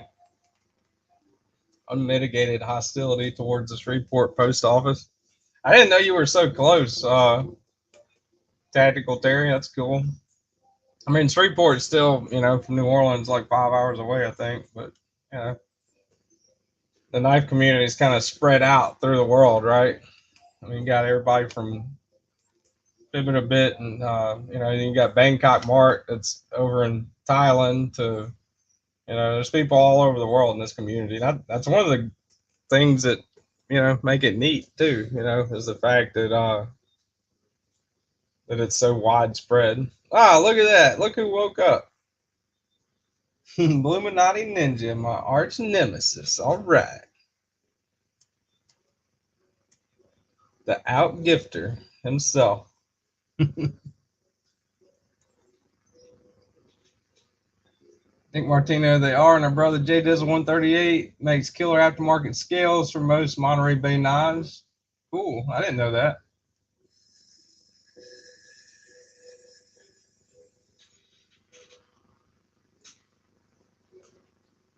Kelly White says, I think the thing illegal in Florida is a ballistic knife. So there's something about carrying concealed, unless it's a pocket knife, unless you have a concealed carry permit, then it's okay. Yeah, that's how it's been in Louisiana until that they just passed that law. I think it's effective June 1st. So you can conceal carry without a permit now. I live in Michigan, but I get quite a bit of postal traffic through Shreveport. Oh, okay. I didn't know that. Tactical Terry. Yeah, definitely link Illuminati Ninja. He's a really cool dude and has some really good content.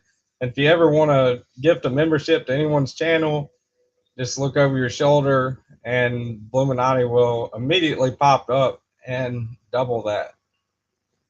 Great dude.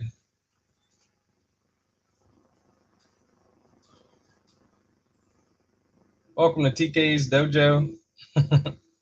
I told Illuminati a couple times, man, if he can wake up for it, we should do maybe we could do like a monthly thing or something, kind of co-live or something like that. Call it Knight versus Samurai. That'd be pretty cool. What's up, Mimo? How's it going, man? No concealed carries permits in Kentucky either. Feel free to carry anything. I mean, that's pretty much what I do. Bluetooth. I mean, if it's I don't know. I mean, I'm against the ridiculous laws and stuff like that, but then again, I'm not, you know, walking around every day with a samurai sword like Illuminati. If I could, I would maybe. Angelo, Mimo, Marco, everybody saying hey to Mimo. Mimo and the Gift Ninja. Joke's on you, Illuminati. I'm not monetized yet, dude. I'm not even a 1K, so you can't give no gift memberships to my channel, sir. What's up, hey man? How's it going? Let's see. What else? Oh, this thing. Stephen Weigel sent this one too. This Dachshund. I don't think I've talked about that one yet, but I'm pretty excited about that one. I love this little knife. I'm terrible at front flipping, but he's got the line, and I'm no fan of lanyards by any means, but this is a pretty cool lanyard. I like how he drilled, got the drilled out bullet looking thing for the. See if I can get to focus on it. Lanyard. Titanium M390, really great action, really smooth. Good little Vosteed, I think. Got a full review of this one coming too. I think the unboxing is going to post here. I think I got it scheduled to post after this live. Illuminati. Wait, what? No gifting. Unsub. Unsubscribe. Scott Bruce 72. What's up? Mark Parks. What's up, buddy? This is cool. I think 9:30 time slot actually worked out really good. Kaleidoscope. He helped me pick it out. So I think it worked out pretty good because the early risers are already here, when I start, and then the people that kind of sleep in or stay up later on different time zones or whatever the case may be, as the other people get tired of listening to me ramble, they kind of filter in. So that's pretty cool. Budget guy KT, what's up, buddy? How's it going, man?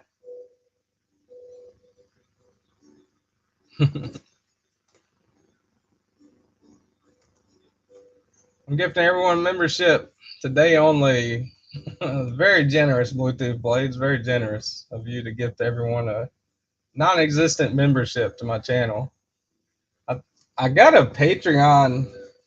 I guess I created last week, but I haven't published it yet because I got to do an intro video. But then I got to thinking, man, I don't know if I want to do a Patreon and a membership.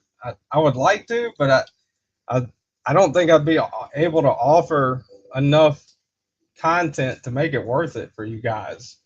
Is what I'm saying. Whenever I'm monetized, if when I do get monetized and able to do memberships on the channel, I am going to do memberships. I've actually been trying to figure out the emoji issue with that. Um, but I don't know about doing that and a Patreon. It'd be cool to have another way to get money to buy knives and stuff for the channel with the Patreon. I guess it would be cool to do that, but then at the same time, I don't know if I want to kind of do that dive into, okay, well, I got to do members only content, then I got to do Patreon content, and then plus the regular content. It's a lot of stuff, and I'm already, I do put a good bit of time into this. So I don't know. Seems like it'd be too much to keep up with, or I could just do it and not do that much content. I mean, Metal Complex, I don't know how many Patreons he's got, but he really doesn't do that much Patreon content. Once a week, he'll put out a Patreon video, kind of updating everybody on stuff. Once a month, he does a giveaway on his Patreon, and that's pretty much it. Every now and then he'll do knife sales and stuff on there. So I don't know. I might maybe do something like that, but we'll see. What's up, Lord Needham? Welcome, buddy. Welcome to the garage. First time here. That Dachshund is the only premium Voss seed that comes with a reversible clip, so I had to get it and love it. Stephen Waggle, I didn't know that. All right, so they're like the RS Chaos doesn't have a lefty. You can't mount it. That sucks. MC Patreon is more for knife sales. He does, I think, and just supporting him. Yeah, that's true. Kelly White. I don't know. I mean, don't be surprised if y'all see a Patreon. If I put that out there, but don't be surprised if you don't see a Patreon either. I would definitely like something. The memberships whenever it's available. If I do a Patreon, whatever, that'll help. Kind of get some kind of income. Coming in to kind of buy knives, which is why I'm here to try out knives. I'm not here to make $1 million. I'm not worried about that. I'd love to. Not saying I wouldn't, but my main thing with the channel will be, it's something I do enjoy doing, and also kind of like a little side gig, but it's not definitely not meant to be strictly a money thing, and I figured like the minute it's too much and I don't enjoy doing it, I'll stop doing it. Also, MC does a Patreon giveaway. Oh shoot, the chat jumped. And also MC, he does give a Patreon only giveaway once a month and for special milestones. Yeah, I mean, once I start getting a little bit of money or whatever, I would do more. I would do a Patreon giveaway and stuff like that.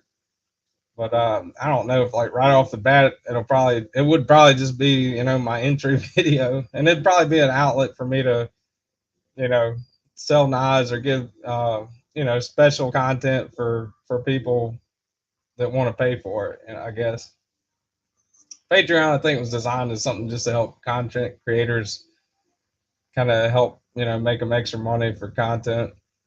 I'm gonna go out on a limb and say that Steven has added a lanyard to his Datsun.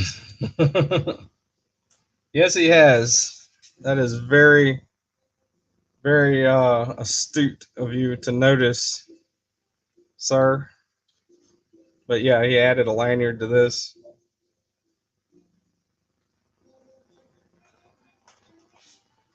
As long as you're going to keep doing lives and making content, you should absolutely do everything. Memberships, Patreon, all of them. Yeah, I mean, I'm not. I wouldn't start doing a Patreon and then quit doing lives, But I guess I don't. What I'm saying is, I don't want to do a Patreon and then have people like, I guess a Patreon's to support a channel, right? So it doesn't really matter if it's that much extra content. But I also feel bad not doing something extra if I'm getting something out of it.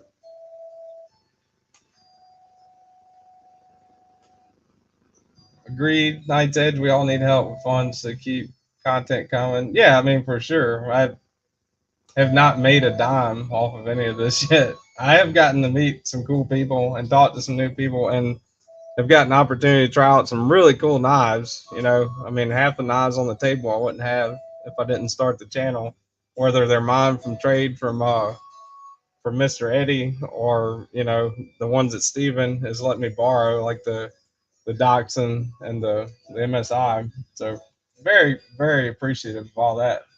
Patreon beneath the armor. That's funny. Say Patreon beneath the armor.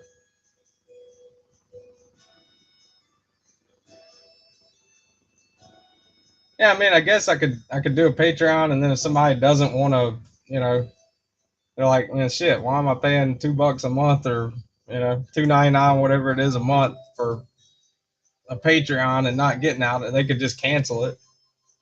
So I guess that's one way to look at it. Loser saying, hey to Carco, like the thumbnail. No way. It's just a way of showing support.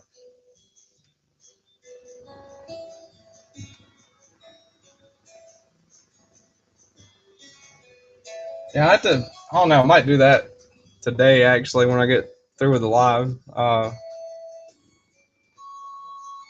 was going to do a couple videos anyway, so I might do like the Patreon intro video. Absolutely agree. My phone just got cut by 70%. On that note, I'm going to slip back to sleep while listening to Night's Edge voice. Hashtag be up. Y'all on to all right, budget guy.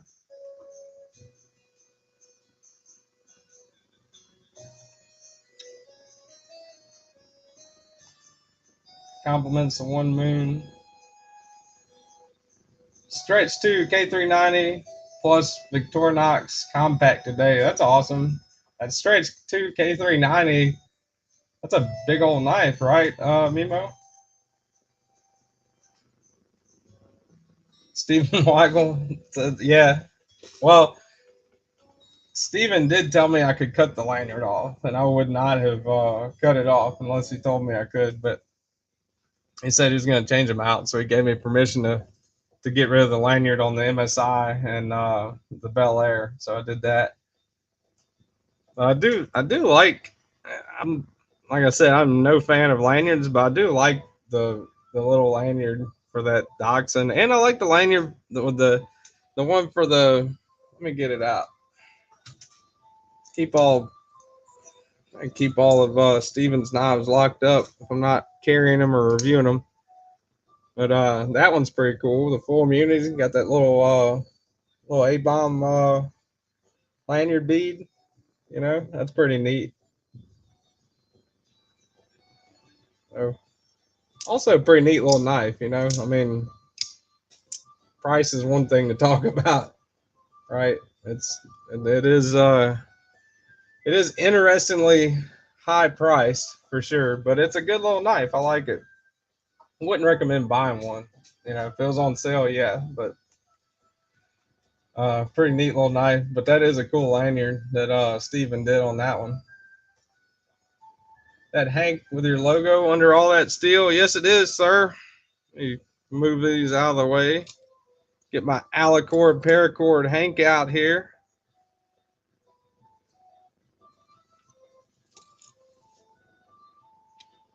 Yeah. I think she did a pretty good job on these. I think it looks pretty cool. The logo on there, really soft, especially on this side. That's really smooth. Nice stitching on it. Done by Hell of a Hanks. Alicord designs them. Hell of a Hanks does them, I think. But yeah, definitely check her out. Alicord Paracord Craft. I have it linked in my unboxing video of the QSP, actually, from last week, from the giveaway. So Definitely check her out. Alicord Paracord does some really cool stuff.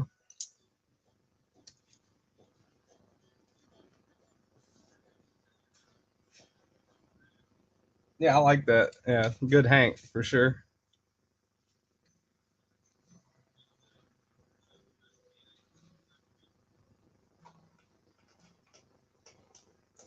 What's up, Carrie and Cut? Morning to you, buddy. Carrie and Cut's got a pretty cool channel, and also loves Metallica. So y'all go check him out. Definitely go give him a subscription. Subscribe to Carrie and Cut. Guy does some really cool reviews. He doesn't stutter and doesn't say as much as me. You know, I try to stay away from that, but I do it a lot. Carrie and Cut, really smooth talking, really good dude. There we go again. Has really nice knife content. Hanging out at the softball field today. Got opening day. Well, that's cool. Carrie and Cut, getting some sun and exercise. Made it back. Nice layout. Thanks, Kathleen. Appreciate it. Means a lot. LCV Blades, what's up, buddy? Bluetooth says, love the Chavez. Me too. I like it, man. It's my first Chavez, first one I've had. Scapegoat.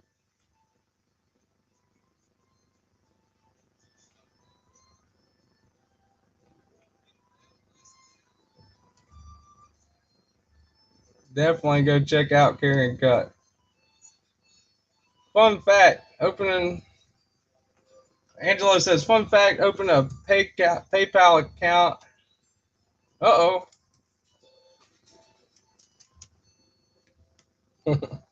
Just got a notification that the battery's going low in the computer, so I had to plug it in.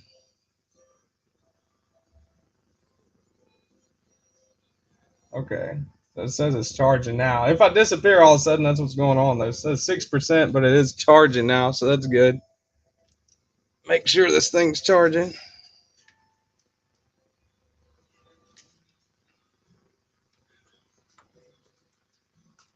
And the Metallica off Carrying Cut started off strong, but was really beat down. I don't know. It's never over till it's over, right? Metallica has a hell of a catalog. Probably get demonetized now. Lars is probably sitting in his house listening to this, waiting for somebody to say Metallica on the YouTube, and it pounces out of nowhere. Angelo says, fun fact, open a PayPal account until your channel can take gifts and all. People can donate $1 and up. That will help you to grow, buy knives, whatever. That's a good idea.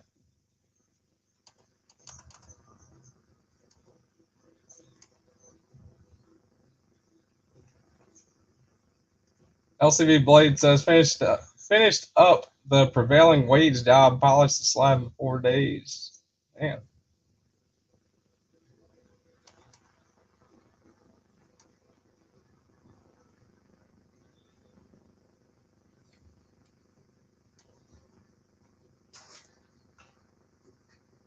Trying to catch up with the chat here. Kind of jumping a little bit.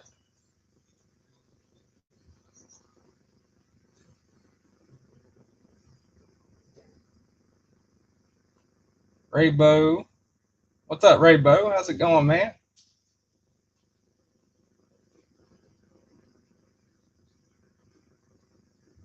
Carrying Cut started slacking. Post your PayPal link under each video and in your About channel. Good idea, man. For sure. I'll have to look into that. I was one click away from buying a Lenny Bianchi says I was one click away from buying a Chavez with Kickstop, but jumped in on the Weed 10-year anniversary sale for a free shirt and challenge coin. That's pretty cool. Yeah, I forgot about We Knives 10-year anniversary. It's crazy. 10 years for them. I have some bangers coming up. Carry and Cut. All your videos are bangers. I've been liking the bug out videos, Carry and Cut.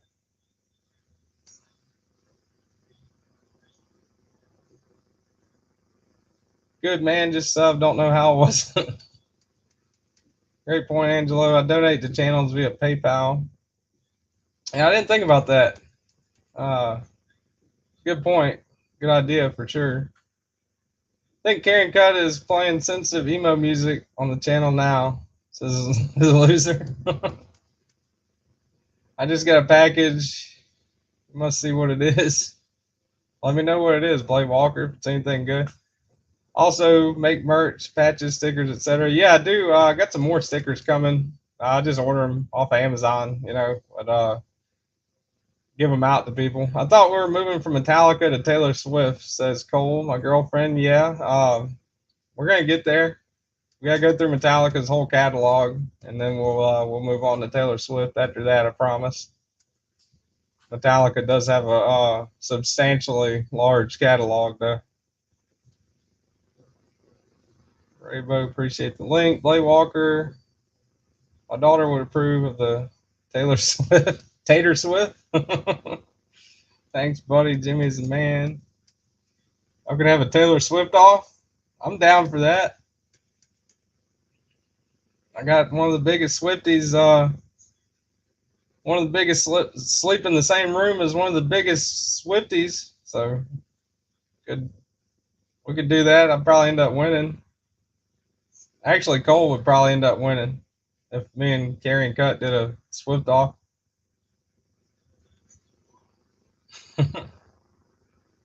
See what all the guys at work say,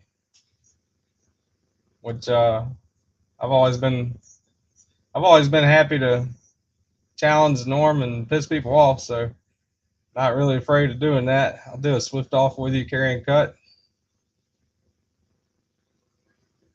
Wife and kids love him some Taylor Swift.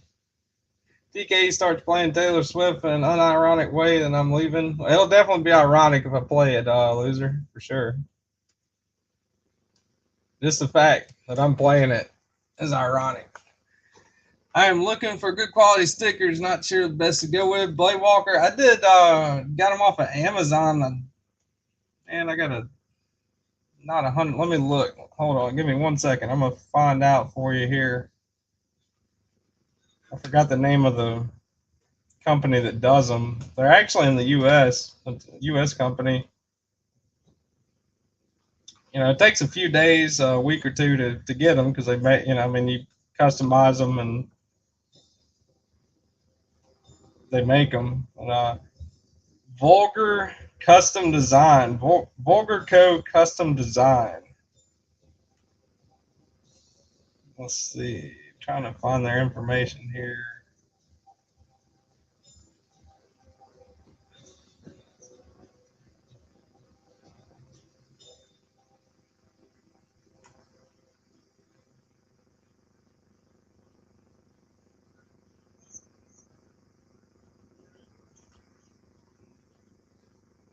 Proudly family-owned small business based out of Phoenix, Arizona. That's why. Now I remember why I got them again. Yeah, I wanted to use the same. I remember I wanted to use the same company again for a reason.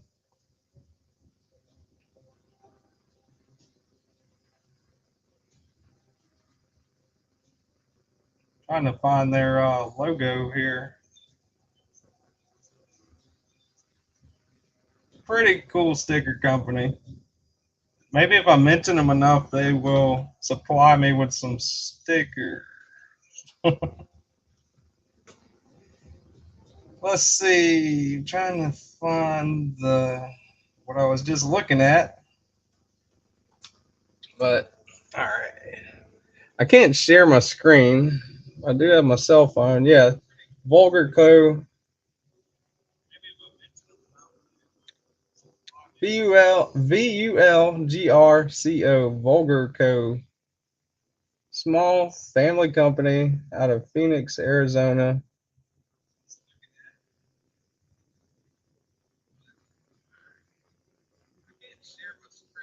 But yeah, there's some pretty cool stickers. They'll do anything you want, pretty much. Different kinds, different styles.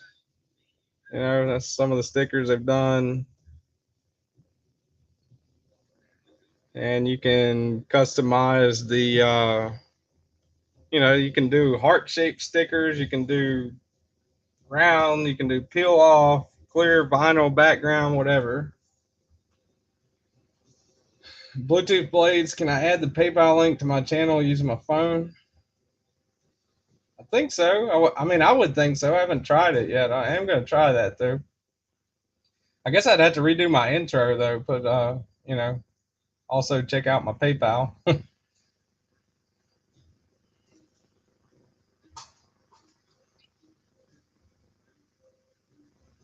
Yeah, they definitely do a great job with stickers. I've had no issues with their stickers. I mean, hell, some of y'all got my stickers, so I think I got like 4 left.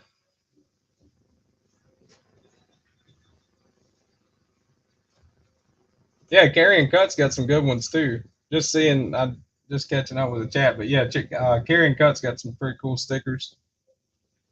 Little eagle with a knife, that's pretty cool.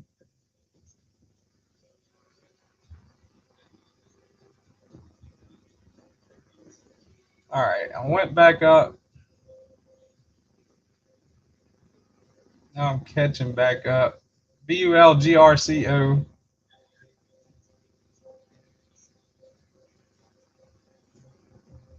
I think I'm caught up. All right, I handed out a couple of your stickers at work. Some sent some to Jimmy Crow and Steven. Awesome. Thanks, Carrying Cut. Appreciate it, man. Yeah, stickers been a pretty good hit, I think. You know, I mean, I think they did a pretty good job with the stickers. Just a simple little channel logo sticker, and you know, and it's not doesn't seem to be like one of those that you put on something and then you walk by 5 minutes later and it's peeling off on its own. You know, seems like a pretty durable sticker. I've actually a couple guys got on their hard hats uh, at work and on their toolboxes, and you know, inside the oil refinery is a pretty good place to test out anything as far as wear and tear goes. So they seem to be pretty good stickers.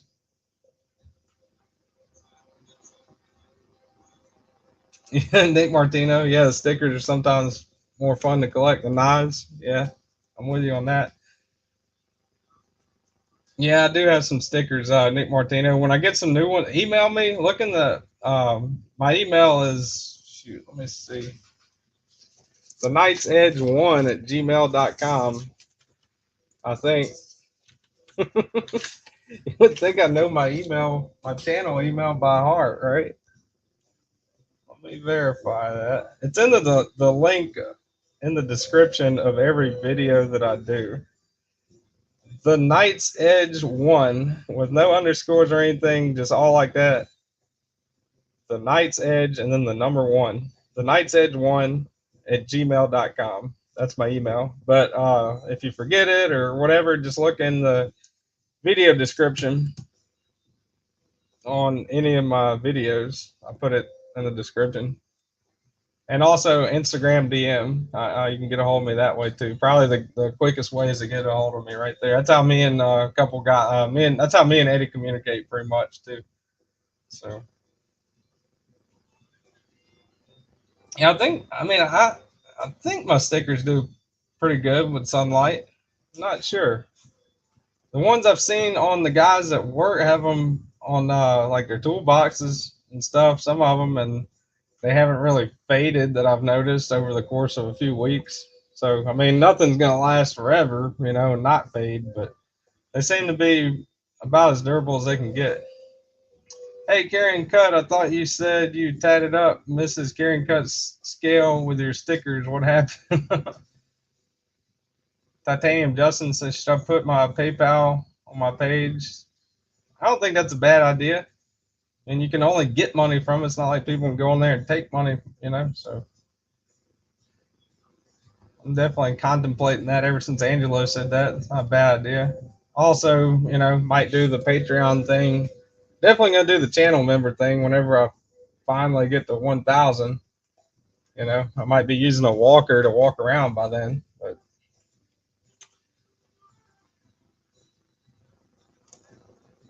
all right, Kimman. See you later, buddy. Yeah, I'm about to wrap it up too. It's been 2 hours and 10 minutes.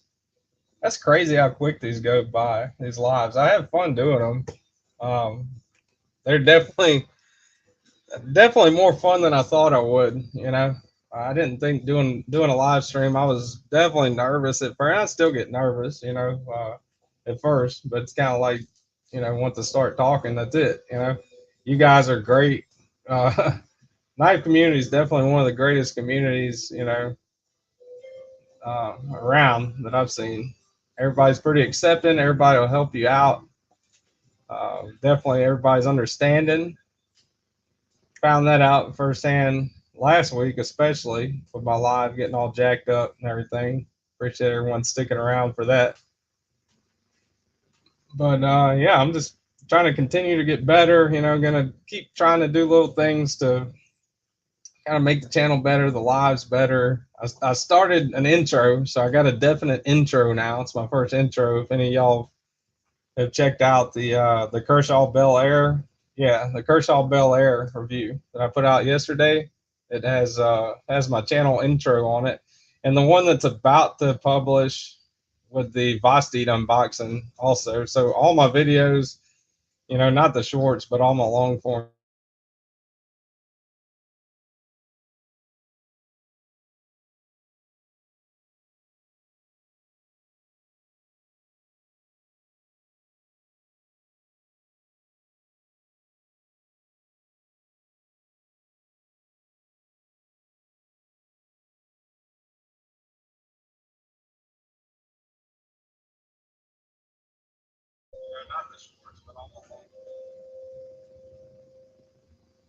is starting to cut out.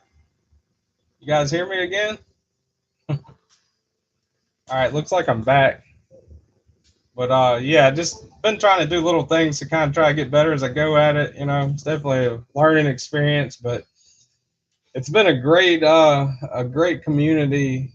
To me, the knife community, one of the things that makes it so great, you know, is all y'all that kind of accept, you know, everyone has flaws, you know, and it's pretty blows me away, you know, that everybody's willing to help out and kind of stick around through mistakes and stuff like that. You know, pretty cool. Pretty cool group of people you guys are, guys and gals. Kaleidoscopes sticking around for a bit. Just got to do my smelly laundry. I think I'm about to end it. Like I said, G Ball comes on. I think G Ball's coming on now, actually. Yeah, G Ball is coming on right now, I believe. 11, didn't I say 11:45? I think that's what we said, huh? Um, Bluetooth Blade. That's why I haven't went live yet. I have no idea as to how. It's pretty easy. I mean, you don't have to do fancy, you know, StreamYard or whatever. You know, you don't even have to have a laptop or webcam. You can use your phone. You know, as a matter of fact, I think Lefty EDC uses his phone to stream with. You know, I mean, hell, Lefty's got what 20,000, 20 something thousand subscribers. You know, owns a knife company, designs knives, is a pillar of the knife community. You know, he does live streams with his phone.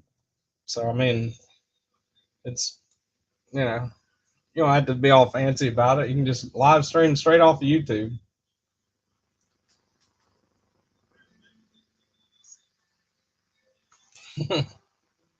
Yeah, StreamYard is free. They, you know, they you can do free, and I think they got the pro version or whatever where you can add a camera. So, and yeah, like Marco's saying, MC does uses his phone for lives. You know, MC's about to be at 500,000 subscribers. So, definitely doesn't have to be anything fancy. You know, I think I like it for aesthetics. You know, and the ability to kind of y'all can see my face, unfortunately, and uh, you know, at the same time as the you know the knives on the table and the desktop. But I kind of like the aspect of doing it like this. But at the same time, you know, when I was thinking that I wasn't going to be able to do it with the phone, or do it with the laptop. I'm fully fine doing it from the phone. So, and it works, you know. Nick Martinez, I'm a great carpenter, but computers, I just don't get it. Yeah, I mean, I don't know. I don't think I'm too terribly bad with computers, but I am no expert. Loser? No, I haven't gotten a haircut in a few weeks. I don't think. Loser.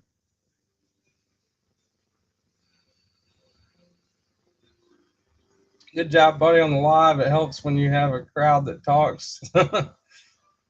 Everybody's, I mean, every time I've done a live, this is what does it say? What's the headline say? Yeah, episode 5. This is the 5th one I've done, and everybody, hell, the live pretty much runs itself. All I gotta do is keep rattling off about dumb stuff and sounding like an idiot, and you guys keep it up yourself and correct me whenever I'm wrong, which is quite often. So I appreciate that.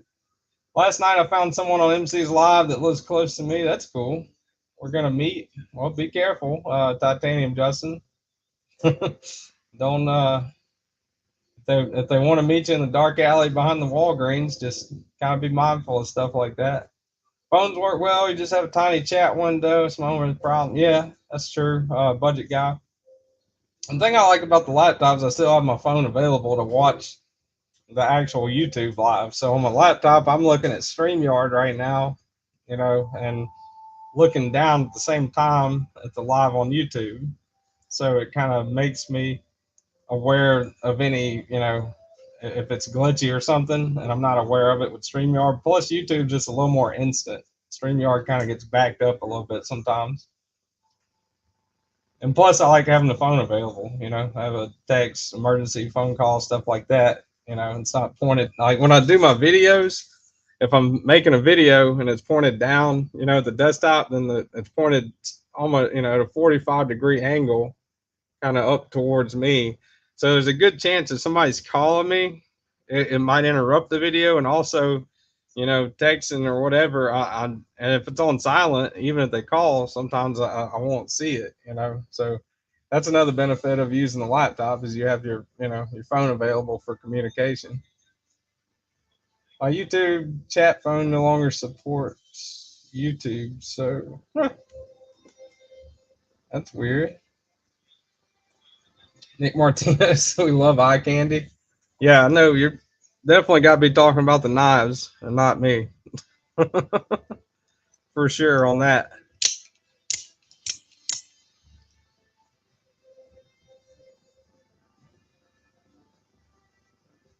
I'll have to find a computer giveaway.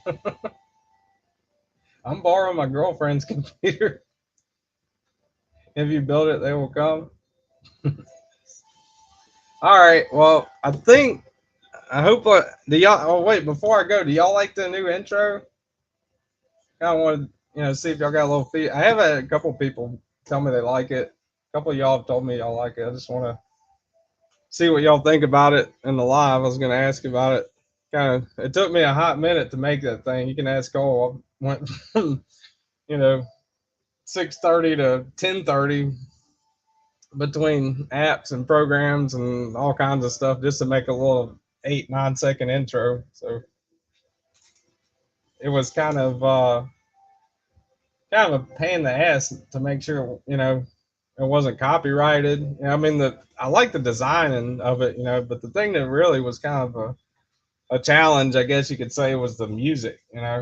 Music's the main thing with the copyright. I don't want to make a signature channel intro and then the music's copyrighted. So I had to, not only get a copyright strike but quit using it. So it was a little bit of a challenge, but I'm glad, I like the way it came out.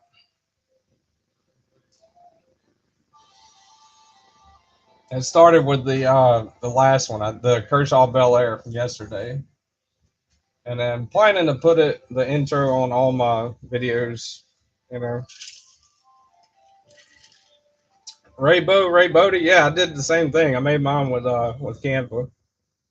Cole actually designed my logo with Canva, so Canva definitely is a godsend for content creators.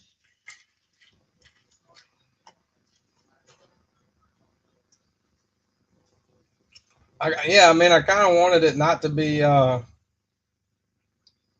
didn't want a long intro, like anything 15 seconds plus. To me, it seemed like would just make viewership drop off, especially because a lot of people have the attention span of goldfish, myself included. Sometimes, so I think it's like maybe 9 seconds or something like that. And Rochambeau actually reached out and helped me with a little advice on that. You know, kind of sped it up just a little bit, and you know, um, I think it turned out pretty good. I didn't want it to be too short, you know, but not too long.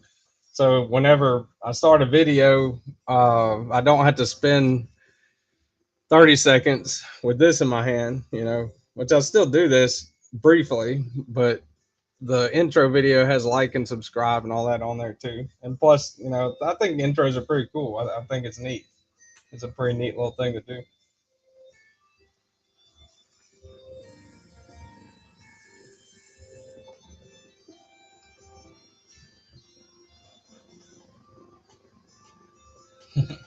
Four thumbs up. uh, Too long and too loud would turn folks away. Yeah, it's kind of like a balance. You know, you guys strike. Plus, I wanted to make something you know that was uniquely mine. You know, when you look at channel intros, you know, tri-states with a drone flying over and the music, that's pretty cool, right? Javon has a really cool intro. I like it's kind of like you're, you know, beginning a movie, you know, like a cinematic type thing. That's really cool. Rochambeau, in my opinion, is like the king of intros, right? Was high definition, shuffling cards and stuff like that. That, you know, to me, it's really cool. You know, in the rain and background, all that stuff. Um, I like that style. You know, so kind of wanted to make something that was kind of uniquely mine. You know, and I'm gonna play with it. I'm definitely gonna play with it. You know, it might change and tweak it and stuff like that, but I think it turned out pretty good. YD9 said thanks. Been using OBS to record and Bobby to edit. Playwalker says, Budget Guy TX, I'll get the stuff you want out Monday or Tuesday. Loser says, music's good on YD's channel. No rush, Playwalker. Awesome. Nice fast intro. I have not, I've watched a lot of Casey's videos and I can't think of his intro right now. It's kind of embarrassing.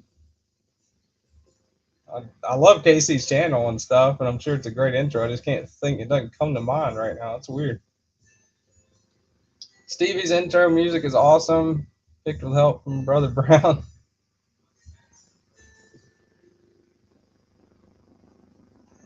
Yeah, intro kind of sets the tone, I guess, you know, for your video or whatever. So I didn't want to do something that was like poppy, you know, or something like that, because that's not really like my style, right?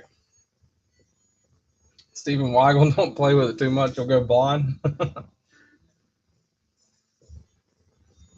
Budget Guy, free logo work for anyone needing it. Budget Guy does do. I was talking to you last week. Yeah, you do some pretty cool. I think you did. Didn't you do My Journeys, Budget Guy?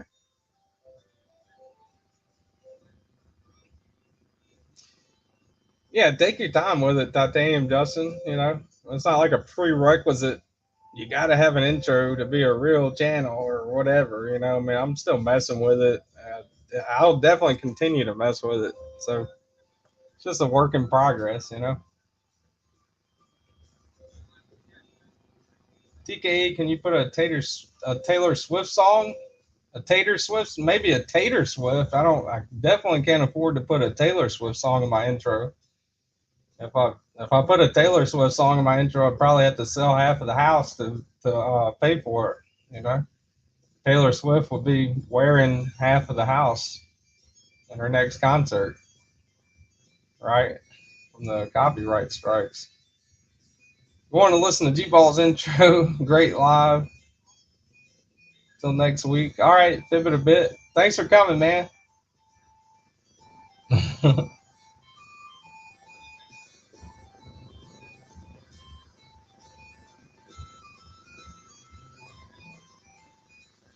Yeah, you gotta be careful when you're making one, Blade Walker or anybody looking to make an intro. When you use, I use what was it? I use CapCut to edit with, and it's a great program. Awesome. You know, I'll continue to use them for sure for different things. But I did a time lapse, and I did a little background music for the time lapse in one of my videos. It was actually one of the Sunday Sharpmans. If you want to go check it out, uh, actually has something in the description about it being a mess up. You know, because I remember I messed something up, and it took a I ended up sharpening the wrong grid or something like that. And when I pulled it off after 20 minutes of sharpening or whatever, it was like not even wanting to, it was skatey and not wanting to slice the paper. So I had to redo it. Anyway, it was the Kaiser Beglighter.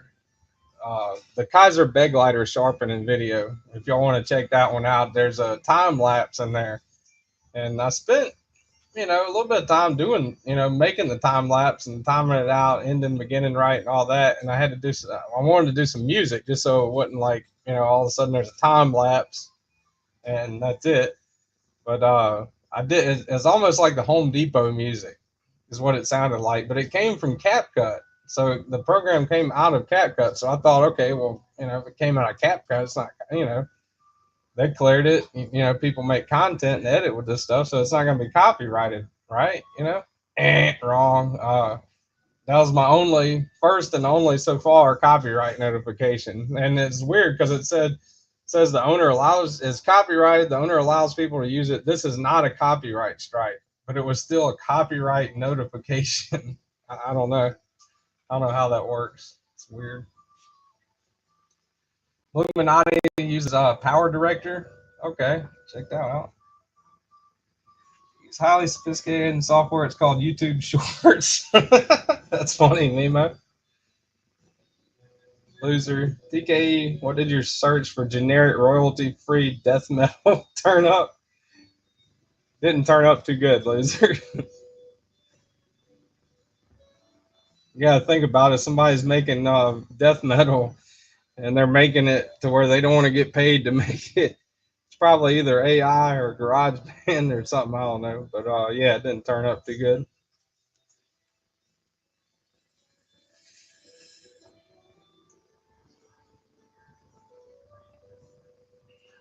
Yeah, I do. What's up, Raccoon Tactical? Says he doesn't edit. Yeah, I don't edit my stuff, unless it's like something that's like a big long, rarely do I edit a video. The most editing I've ever done is, pretty much the intro, editing that onto the video. That's it. I think not that I'm lazy, or anything. I'd like to edit, and it is fun sitting there editing, kind of polishing things up. But to be honest, editing doesn't really change the outcome as much as you would think. I've spent hours editing one, before, and then it's like, man, I only got 80 views, in a month or something. So that, and I kind of like, being rough, unpolished, kind of like y'all are seeing my actual opinion of it or whatever. But all right, well, I'm about to get off of here, y'all. G-Ball starting. I appreciate everyone coming to the live stream, everyone that's liked my videos, subscribed, all that stuff. It means the world to me. You guys are awesome. I appreciate everyone coming. Raccoon Tactical, my first review video, I had to reshoot 6 times because my kids kept rushing and screaming randomly. I hear you. I mean, I have had to redo stuff before, but I try not to. Mimos, I played audio on my wife's phone to line up our recording footage from my laptop screen on my phone. That's the most editing I've done. Marco says, have a great weekend, guys. All right, yeah, y'all have a great weekend. Everyone, appreciate y'all coming. Appreciate everyone being here. This is I'm 2.5 hours. Wow, that's crazy. Y'all go check out G-Ball. He's doing a live. I think he's starting right now. Rochambeau is at 2:30 Central. Loot 10 Tex is doing a live, and there's a lot of other. Check out Knife Tube. Just go, if you don't have the website, it's in the description of all my videos, and also you can just go to Google and type in Knife Tube schedule. But Scott and Knife Tube, he does a good job keeping up with that. It's really helpful for the community. So yeah, until next time, Thank you guys for all the feedback with all the stuff, and hope everyone has a great week, great rest of your week, and I can't wait to see y'all again next weekend, man. It's been fun. See you on the next one.